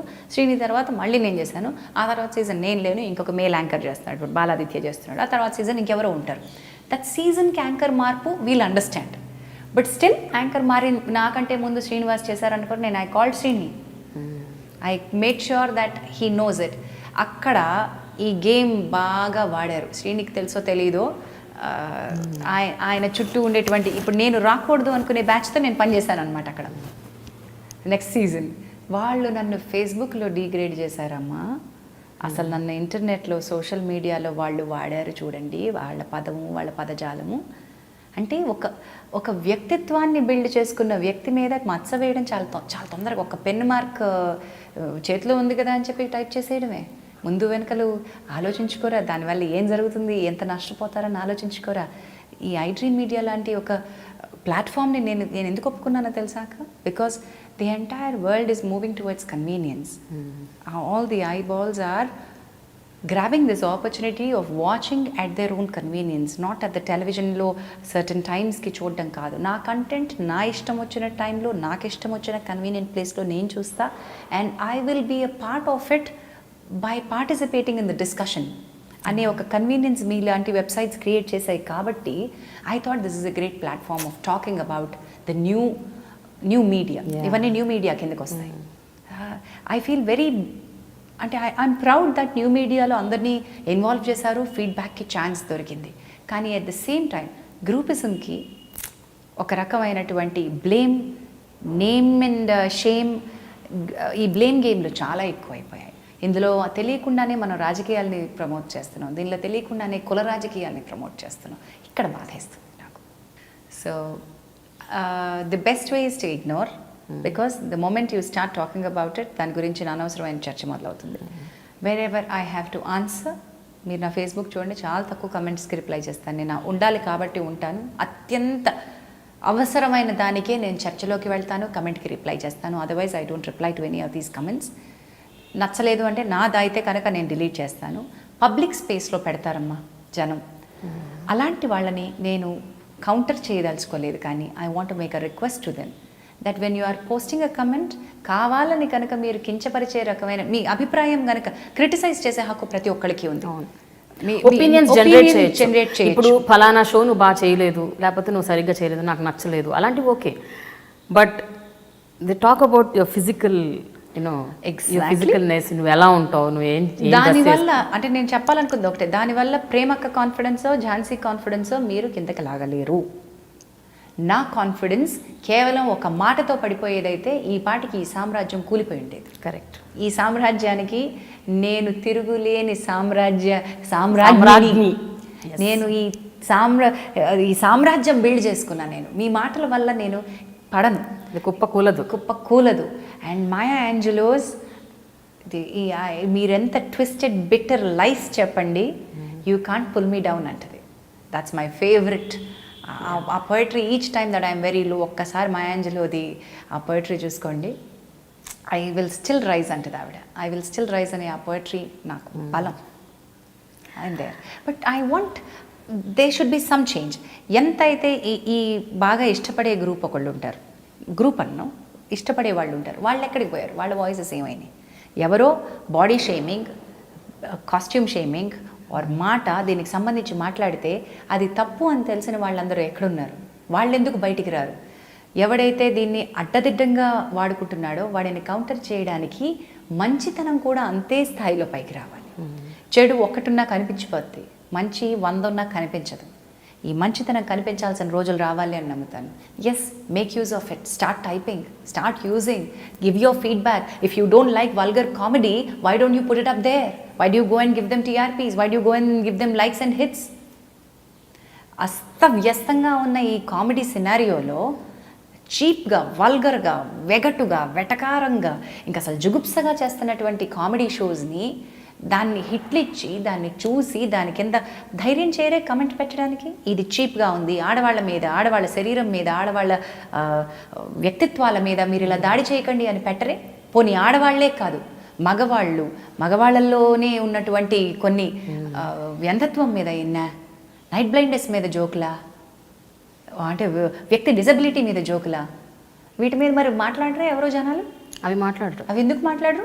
వారి పాజిటివిటీ కోసం వెతుక్కునే వాళ్ళు 100 మంది ఉన్నారుగా. రండి బయటికి మాట్లాడండి మీరందరూ కూడా. This is our time. People like us should start talking అని నేను ఇప్పుడు నమ్ముతున్నా. ఇక్కడ అనుకుంటా నా ఫైర్ బ్రాండ్నెస్ కనిపించేది, అందుకే జనం నాతోటి జెల్ అవ్వలేరు. మాట్లాడండి అంటాను నేను. సో ఝాన్సీ, మాట్లాడటం అన్నది ఓకే, మాట్లాడితే మళ్ళీ మీరు అన్నట్టు చర్చకు దారితీస్తుంది, డిబేట్ మొదలవుతుంది. వాళ్ళిద్దరు కూడా ఒక వ్యక్తి గురించి మాట్లాడతారు, వేరే వ్యక్తి గురించి. ఇప్పుడు నువ్వు నేను ఒక షో చేసి ఒక ఇంటర్వ్యూ ఇస్తే కింద వచ్చే కామెంట్స్ నీ గురించి రాసినప్పుడు, వేరే నిన్ను సపోర్ట్ చేసే వ్యక్తి అది కాదు అని ఒక పెట్టినప్పుడు, మళ్ళీ ఇంకో వ్యక్తి అది అదే అన్నప్పుడు, వాళ్ళిద్దరూ డిబేట్ చేసేది నీ గురించి. ఎగ్జాక్ట్లీ. నేనేమంటానంటే నేను కూడా అందులో పార్టిసిపేట్ చేయొచ్చు, చెప్పలేను. If I want to join, I will join. The day that I want to join, of course I will have to speak out అనుకుంటే నేను మాట్లాడతా. చర్చ ఎప్పుడు మంచిదే. ఎప్పుడు కూడా ఈ blame game or shaming one side ఉంటేనే ప్రాబ్లం. దాని గురించి చర్చిస్తే నీకు ఆటోమేటిక్గా మంచి మిగులుతుంది, చెడు వెళ్ళిపోతుంది. Truth behind it will be elevated only with a discussion. Come for the discussion. కూర్చోబెడదాం రండి, అది good or bad, let's talk about it. అంత ధైర్యం లేదా మనకి మాట్లాడేందుకు? మాట్లాడదాం. I don't mind talking. Cyber crime departments కూడా ఏం చేయలేకపోతున్నాయి ఈ విషయంలో. సైబర్ క్రైమ్ ఇంకా చాలా లూజ్గా ఉందక్క, ఇంకా టైటన్ చేసుకోవాలి మనం. సైబర్ క్రైమ్ నిజంగా సీరియస్గా వ్యక్తికి డ్యామేజ్ జరిగితే తప్ప రాదు. ఇలా ఓవరాల్గా జరుగుతున్నటువంటి పబ్లిక్లీ ఓరల్ అబ్యూస్కి పెద్దగా ఐ కాంట్, ఏది నేను అబ్యూస్ అని డీమ్ చేయను అని అడుగుతుంది. పరిధి చాలా విశాలం, చేతులు చాలా పెద్దవి, కాకపోతే ఇంకా లూజ్ ఎండ్స్ చాలా ఉన్నాయి. అవన్నీ టైటన్ చేసుకోవడానికి ఇంకొంచెం టైం పడుతుంది. ఎగ్జాక్ట్ డిమార్కేషన్ కూడా లేదు వాట్ ఈస్ అబ్యూజ్ అని. అది ఎంతసేపటికి చట్ట పుస్తకాల్లో ఉంది, కానీ as long as I'm comfortable with dealing with abuse, it's fine. ఇప్పుడు తనిష్ట అనే ఒక యాక్ట్రెస్ పాస్ట్ అనే సినిమా గురించి మాట్లాడినప్పుడు ఆవిడ రంగు గురించి ఒక కామెడీ షోలో చేసిన వెధవ కామెంట్స్కి ఆవిడ కూర్చున్నంత వరకు కూర్చోగలిగింది. ఇంకా సహించలేను అనుకున్న మూమెంట్లో షీ గాడ్ అప్ కదా. Correct. She said I'm not going to take this bullshit and she resorted to her Facebook are to social media. Same way అక్కడే కనుక ఆర్ మనలాగా కూర్చున్న వాళ్ళు ఆ జోకుల్ని భరిస్తూ, చాలామంది యాంకర్స్ ఉన్నారు, వాళ్ళ మీద వేస్తున్నటువంటి జోకుల్ని భరిస్తూ దానికి నవ్వుకుంటూ ఉంటే అది హాస్యాన్ని అపహాస్యం చేయడమే. As long as they are not looking at it as a problem, మనం ఎందుకు ప్రాబ్లమ్గా ఫీల్ అవ్వాలి అనుకునే వాళ్ళు ఉన్నారు. So I always believe that people should start talking. You don't like something, go on, tell them that you don't like it. But then there's a way. Jhansi, ఇది ఇంతటితో ఆగట్లేదు. నేను నోటీస్ చేసింది అంటే ఇంటర్వ్యూస్ లేకపోతే నువ్వు చేసిన షోస్కి కింద కామెంట్స్ పెట్టడం అదొక్కటే కాదు, అంతకు ముందు కూడా నీ పర్సనల్ లైఫ్ మీద కూడా అటాక్స్ చేశారు. నీ పర్సనల్ లైఫ్ మీద ఎస్పెషలీ గూగుల్లో ఝాన్సీ అని కొట్టగానే నువ్వు ఎన్నెన్ని గొప్ప సాధించావు జీవితంలో, ఎన్ని విజయాలు సాధించావు, ఎంత 25 నీ కెరియర్లో ఏమేమి జరిగాయి అని మాత్రం ఎవరూ రాయరు. రాయరంటే ఫస్ట్ సెర్చ్ కొట్టగానే వచ్చేది అది కాదు. అదే మొదటి పేజీలో ఉండే 4 చెత్తే ఉంటాయి. మీరు 10వ పేజీకో 15వ పేజీకో వెళ్తే ఏపీస్ టాప్ 25 ఇన్ఫ్లుయెన్షియల్ పర్సనాలిటీస్లో ఝాన్సీ పేరు కూడా ఉంది అనేది వెతుక్కోవడానికి మీకు 15వ పేజీలోకి వెళ్ళాల్సి వస్తుంది. ఝాన్సీకి 8 నంది అవార్డులు వచ్చాయని తెలుసుకోవడానికి మీరు 10వ పేజీలోకి వెళ్ళాల్సి వస్తుంది. ఈవిడ ఫైర్ బ్రాండ్గా చేసిన షోస్ ఇవి, ఈవిడ సమాజానికి పనిచేసినవి ఇవి అని తెలుసుకోవడానికి ఇంకో 15-20 తెలుసుకోవాలి. నిజంగా నేనంటే ఇంట్రెస్ట్ ఉన్నవాడు మాత్రమే తవ్వి తీసి వెతుక్కుని అలాంటివి వెతుక్కుంటాడు. కానీ కావాల్సిన చెత్త కోసం వెతుక్కునే వాళ్ళు ఉంటారు కదా, వాళ్ళకి కావాల్సింది వాళ్ళు ఎక్కువ సార్లు చూసింది అది ముందు పేజీల్లోకి వస్తుంది. మరి జనం నా గురించి చూసిన చెత్త ఏంటయ్యా అంటే, నేను ఫలానా వాడితో ఉన్నానని, లేదా ఫలానా హీరోతో నాకు అఫేర్ ఉందని, లేదా నేనే పోలీస్ రేడ్లోనో దొరికాను అని. దొరికితే మరి నేను ఈ పాటికి బిహైండ్ ద బార్స్ ఉండాలి.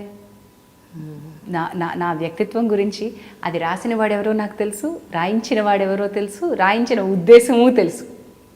So I request all my audience, me truth వాళ్ళకి తెలియక్కర్లేదు, ఇది నిజమని నమ్మక్కర్లేదు. వాళ్ళు ఒక్క వెబ్సైట్ రాస్తే గుడ్డిగా 100 వెబ్సైట్లు రాసే రోజులు ఇవి. పైగా కాపీ పేస్ట్ మరీ చేసి రాస్తారు. ఎవడు వాడి రీసెర్చ్ వాడు చేసుకుని రాసే వెబ్సైట్లు లేవు. ఇలా మీరు కూర్చోబెట్టి మాట్లాడినట్టు ఎన్ని వెబ్సైట్లు ఉన్నాయి? ఎవరు ఇంటర్వ్యూలు చేసుకుంటారు? ఏమండి మీరు ఇది అనుకుంటున్నారా, ఈజ్ దిస్ ట్రూ అని చెప్పి ఒక్క జర్నలిస్ట్ ఫోన్ చేసి మన సైడ్ వర్షన్ రాసేటువంటి రోజులు ఉన్నాయా? లేవు. So web journalism is just cut copy paste. Don't believe all of that. ఒక్కడ బుల్షిట్ రాస్తే ఇంకోటి ఆ బుల్షిట్ని కంటిన్యూ చేస్తాడు, ఇంక్లూడింగ్ ఫోటోగ్రాఫ్స్. ఎవ్రీథింగ్ ఇక్కడ ప్లెగరిజమే ఉంటుంది.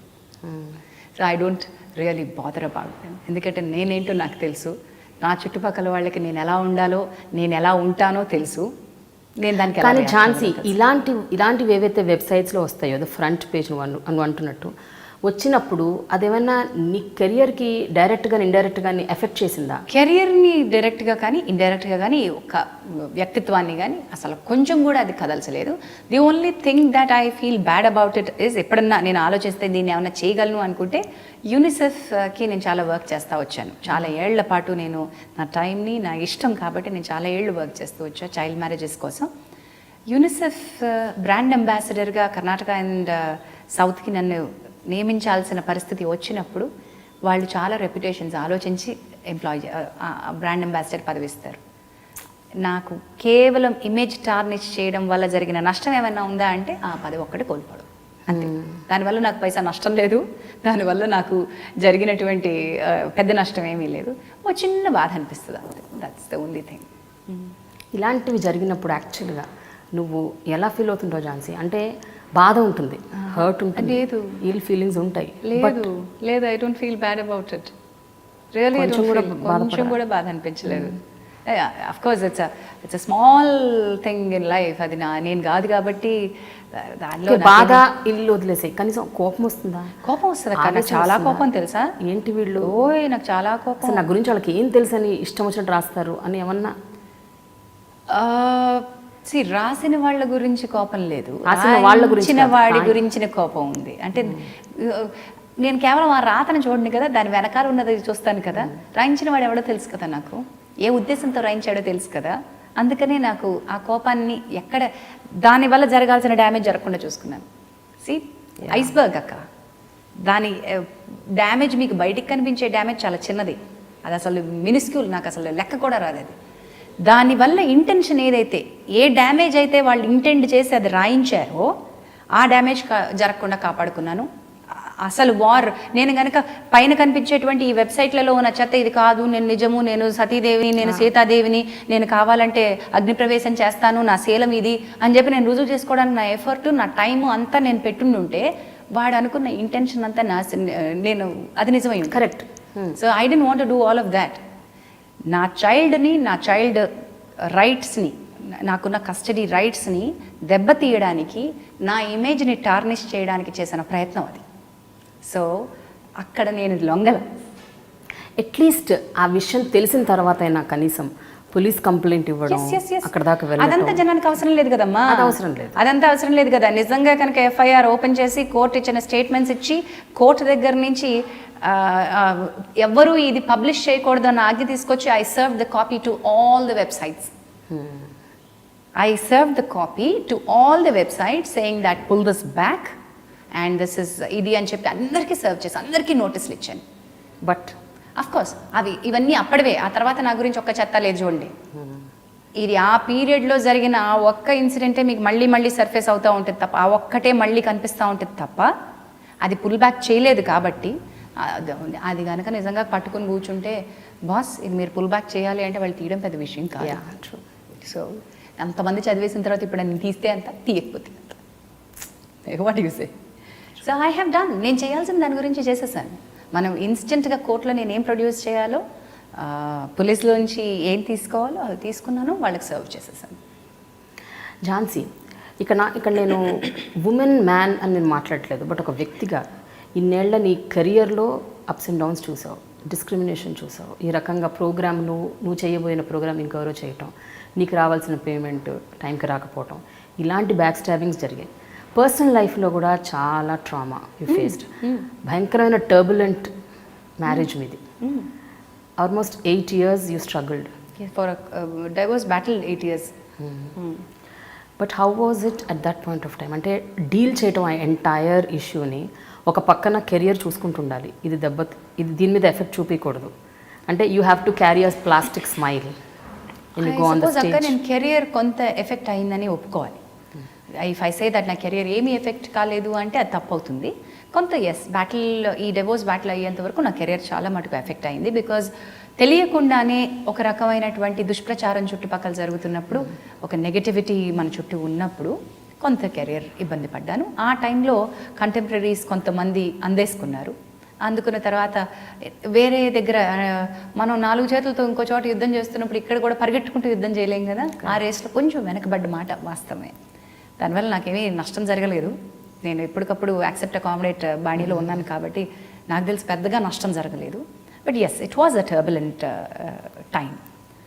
నేను ఏ రోజు బ్యాలెన్స్ కోల్పోలా. నేను ఏ రోజు ఒక్క మాట ఎక్స్ట్రా మాట్లాడలేదు. నేను ఎవ్వరి మీద భుజాల కోసం పడి ఏడవలేదు. ఏ భుజం మీద పడి ఏడవలా. That's me. నేను స్ట్రాంగ్గానే ఉన్నా. నేను బయటకు వచ్చి నా డర్టీ లినెన్ పబ్లిక్లో వాష్ చేయాలని అనుకోలేదు. ఏ రోజు కూడా నేను నోరు విప్పి నాకు జరిగిన అన్యాయం ఇది, నా జీవితంలో ఇలా అయింది అని నేను ఎప్పుడు ఏడవలేదు. నాకు మీరు సాయం చేయండి అని ఏ పెద్దవాళ్ళ దగ్గరికి వెళ్ళలేదు. నేనేమి చేయాలనుకున్నానో దానికి మార్గాన్ని నేనే ఎంచుకున్నాను. నాకేం కావాలనుకున్నానో అది నేను ఆ దారిలోనే వెళ్ళాను. ఇందులో చాలామంది ఇన్వాల్వ్ అయ్యి ఉంటారు, అయ్యారు కూడా. మేము సేవియర్స్గా వస్తాం, మేము మాట్లాడతాం, మేము మీడియేటర్స్గా వస్తామని యాటిట్యూడ్ పక్కన పెడితే వాళ్ళకి పర్స్పెక్టివ్ లేదు. అంటే నేను అనుకుంటున్నటువంటి నా సంతోషకరమైన జీవితాన్ని వాళ్ళు నిర్వచించడం నాకు నచ్చల. నా సంతోషము, నా జీవితము నేనే నిర్వచించుకుంటాను. మై హ్యాపీనెస్ అంటే సమాజం పట్ల ఉన్నటువంటి ఒక గౌరవం ఉంటూనే సమాజంలో నేను ఎలా ఉండాలి అనేటువంటిది నేను గీసుకున్నానుగా. నాకు స్కెచ్ వేసుకున్నాను కదా. అందులో నాకు హ్యాపీనెస్ లేనప్పుడు నేను ఎందుకు బతకాలి? జస్ట్ బికాజ్ ఆ సమాజాన్ని నాకు ఒక కేజ్ ఇచ్చింది కాబట్టి నేను హ్యాపీగా అందులోనే బతకాలా? నో, ఐ విల్ నాట్ అని డిసైడ్ అయ్యాను. And I did not want to talk about this in front of the cameras as long as the case was sub జుడిస్ in court. నేను ఆ సంయమనం పాటించాను. అవతల వ్యక్తులు కూడా అలాగే ఉంటారని కోరుకున్నాను. కానీ అన్ఫార్చునేట్లీ మనం ఒకటే అనుకుంటే జీవితం ఇంకోటి అనుకున్నట్టు అంత ఈజీ అవ్వలా. It was quite difficult. But దానిలో నా కెరియర్ వైజ్ నేను కొంత ఇబ్బంది పడ్డ మాట, కొంచెం తగ్గిన మాట వాస్తవమే. మళ్ళీ అది అందుకోవడానికి టైం పడుతుంది కూడా. మళ్ళీ అంతే స్థాయిలోకి రావాలని అనుకోను. ఏదైతే మనం గ్లోరియస్ టైమ్స్ చూసామో మళ్ళీ అది రిపీట్ ప్రతిసారి అవ్వాలనే ఇది లేదు. నాకు లక్కు కిక్కుతోటో కోంటే కోటితోటో బాక్స్ల బంగారంతో ఒక సెకండ్ ఇన్నింగ్స్ కూడా వచ్చి అది కూడా గ్రాడ్యువల్ ఫేడ్ ఆఫ్ చూశాను. So I'm fine with whatever comes across or నాకేం పని వచ్చిందో అది I'm fine with it. But నేను ఈ మధ్యలో అమ్మాయిలందరికీ చెప్పాలనుకుంటుంది ఏంటంటే, మీరు వీక్ అయితే మీ బ్యాటిల్ వీక్ అయిపోతుంది. నీకు బ్యాటిల్ స్ట్రాంగ్గా ఉండాలి అనుకుంటే నువ్వు స్ట్రాంగ్గా ఉండాలి. నీ కోసం, నీ పిల్లల కోసం నువ్వు ఆత్మవిశ్వాసంతో ఉండాలి. నువ్వు సంపాదించుకోవాలి. ఫైనాన్షియల్లీ నీకు ఆ కైండ్ ఆఫ్ ఫ్రీడమ్ ఉండాలి, ఇండిపెండెన్స్ ఉండాలి. లేని రోజున చాలా ఇబ్బంది పడతావు. And touch wood, God's grace, నాకు అద్భుతమైన పేరెంట్స్ ఉన్నారు. నా ఫ్యామిలీ, మై ఎక్స్టెండెడ్ ఫ్యామిలీ నాకు చాలా చాలా గొప్ప సపోర్ట్ ఇచ్చారు. ఇక్కడ it's not just a women's battle, it's also a families battle, a families reputations battle, a families happiness battle. అందుకని నా ఫ్యామిలీ నాకు చాలా గొప్ప సపోర్ట్ ఇచ్చిన వాళ్ళందరికీ, everybody right from my immediate family, అంటే నా parents, my brother, my sister in law, వీళ్ళు కదా ఫస్ట్ ఏమైనా తీసుకుంటే తీసుకోవాలి. వాళ్ళెవరూ ఈ సోషల్ ప్రెజుడిసెస్కి లోన్ అవ్వలేదు. సెకండ్లీ మై ఎక్స్టెండెడ్ ఫ్యామిలీ, అంటే పిన్నులు, అత్తలు, బాబాయిలు, మామలు, వీళ్ళు అసలు కంచు కోట. ఆ తర్వాత అంటే నా వరకు రాలేదా అని కాదు, వాళ్ళు ఎవరు ఇంటర్ఫియర్ కాలేదు. అదే చాలా గొప్ప, అదే ఇంపార్టెంట్ చాలా. నువ్వు ఇట్లా చేసావు, నువ్వు అట్లా చేసావు అని ఉండే ఇబ్బంది పడి ఉండేదాన్ని. ఈ ఒపీనియన్స్ జనరేట్ చేయటం, జడ్జ్మెంట్స్ పాస్ చేయటం, అలాంటివి లేకపోవడంతో చాలా గొప్ప సపోర్ట్. అండ్ వాళ్ళు నన్నుగా వ్యక్తిగా నా నిర్ణయాన్ని గౌరవించారు. కాబట్టి నా ఫ్రెండ్స్, ఈ ప్రయాణంలో ఎవరు నిజమైన ఫ్రెండ్సో ఎవరు కాదో తెలిపోయింది. సో చాలా అంటే నాకు చాలా ఆప్తమిత్రులు అనుకున్న వాళ్ళు ఏ రకంగా వెన్నుపోటు పొడిచారు అన్నది జీవితంలో ఏ విషయానికైనా బాధపడతానో లేదో తెలియదు. కానీ ఆప్తమిత్రులు వెన్నుపోటు పొడిస్తే ఉంటుందమ్మా, అది ఇంకా అసలు చెప్పలేనంత బాధ. పైగా నాకున్న వ్యక్తిత్వం ఏంటంటే ఎవరి మీద కక్ష పెట్టుకోలేను, ఎవరిని ఇబ్బంది పెట్టలేను, ఎవరిని నిందించలేను, బాధపడతానంతే.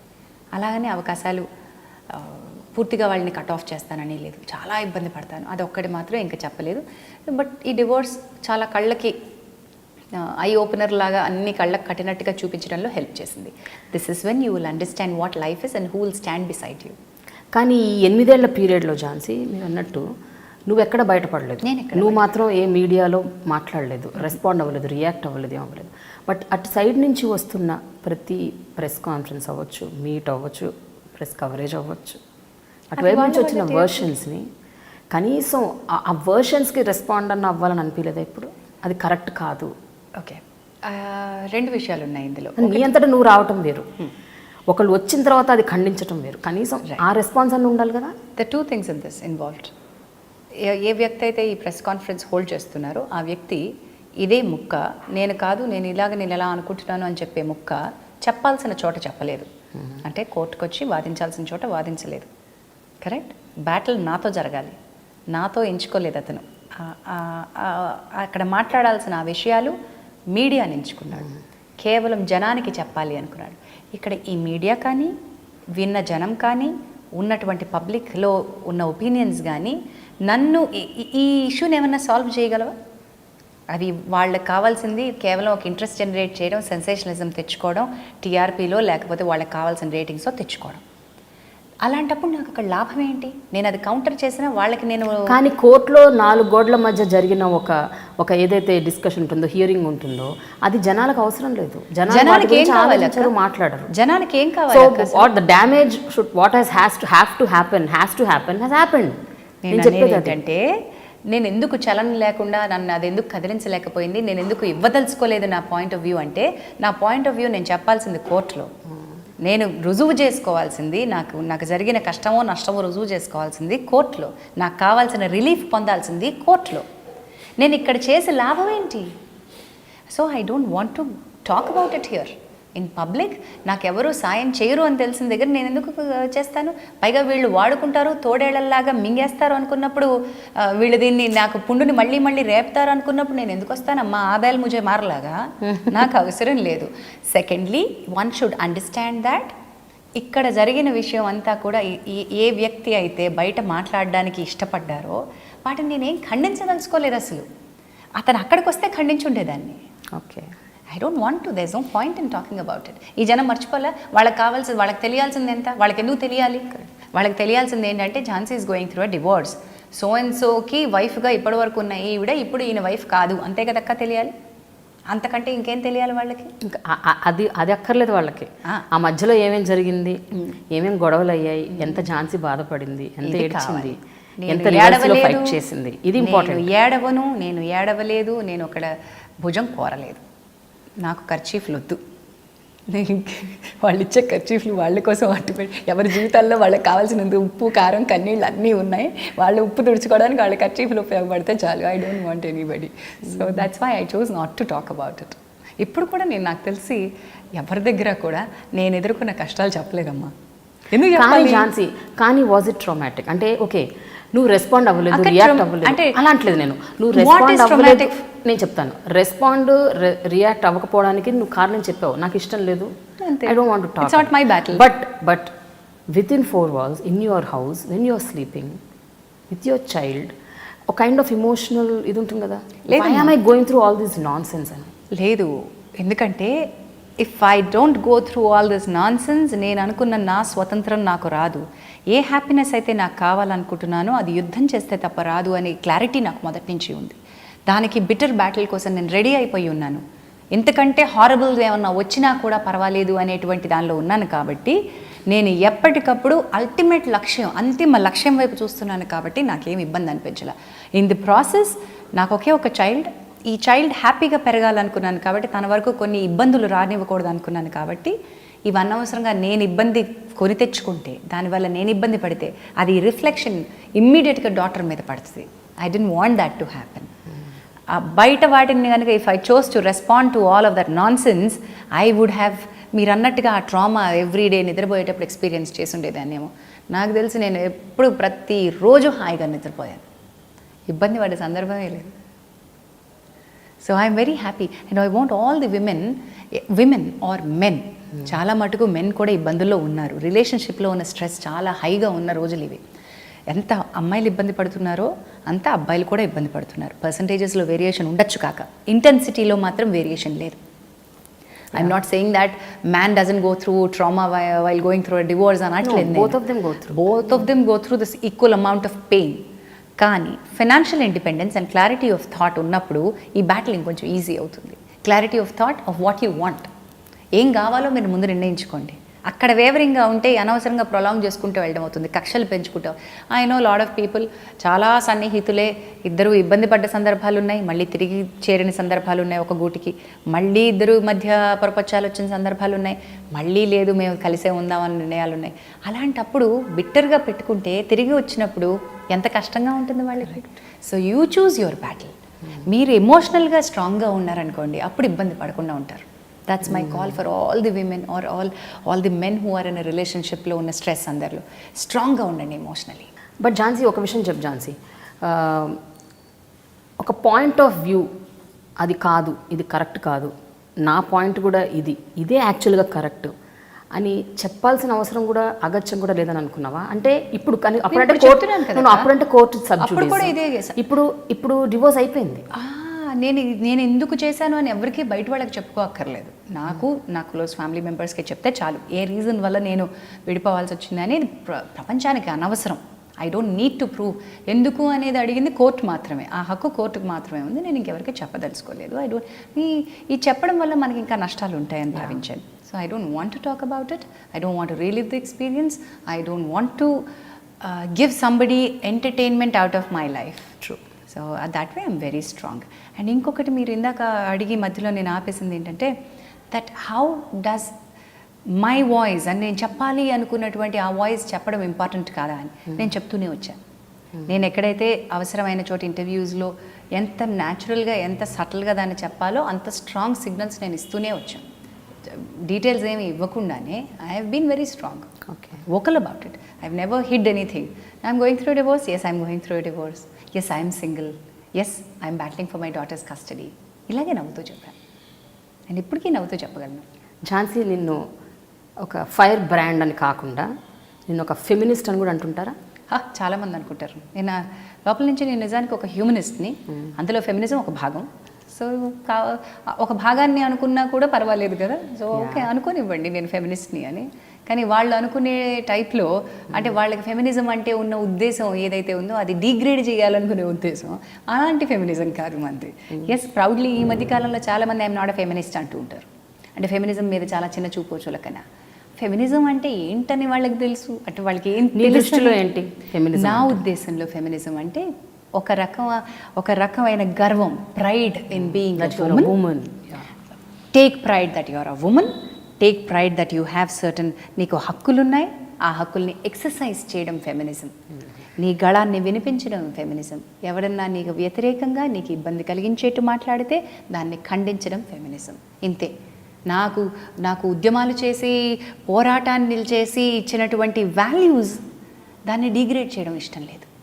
1950s and 60s and 70s వాళ్ళు ఉద్యమాలు చేస్తుండకపోతే రోడ్డు మీదకి వచ్చి అవసరమైతే ఖండించి జుట్లు కత్తిరించుకుని సిగరెట్లు తాగి వాళ్ళు చెప్పాలనుకున్నటువంటి దాన్ని ఇప్పుడు వీళ్ళందరూ ఫెమినిస్టులు అని తీసి పడేస్తుంటే ఒళ్ళు మండిపోతూ ఉంటుంది.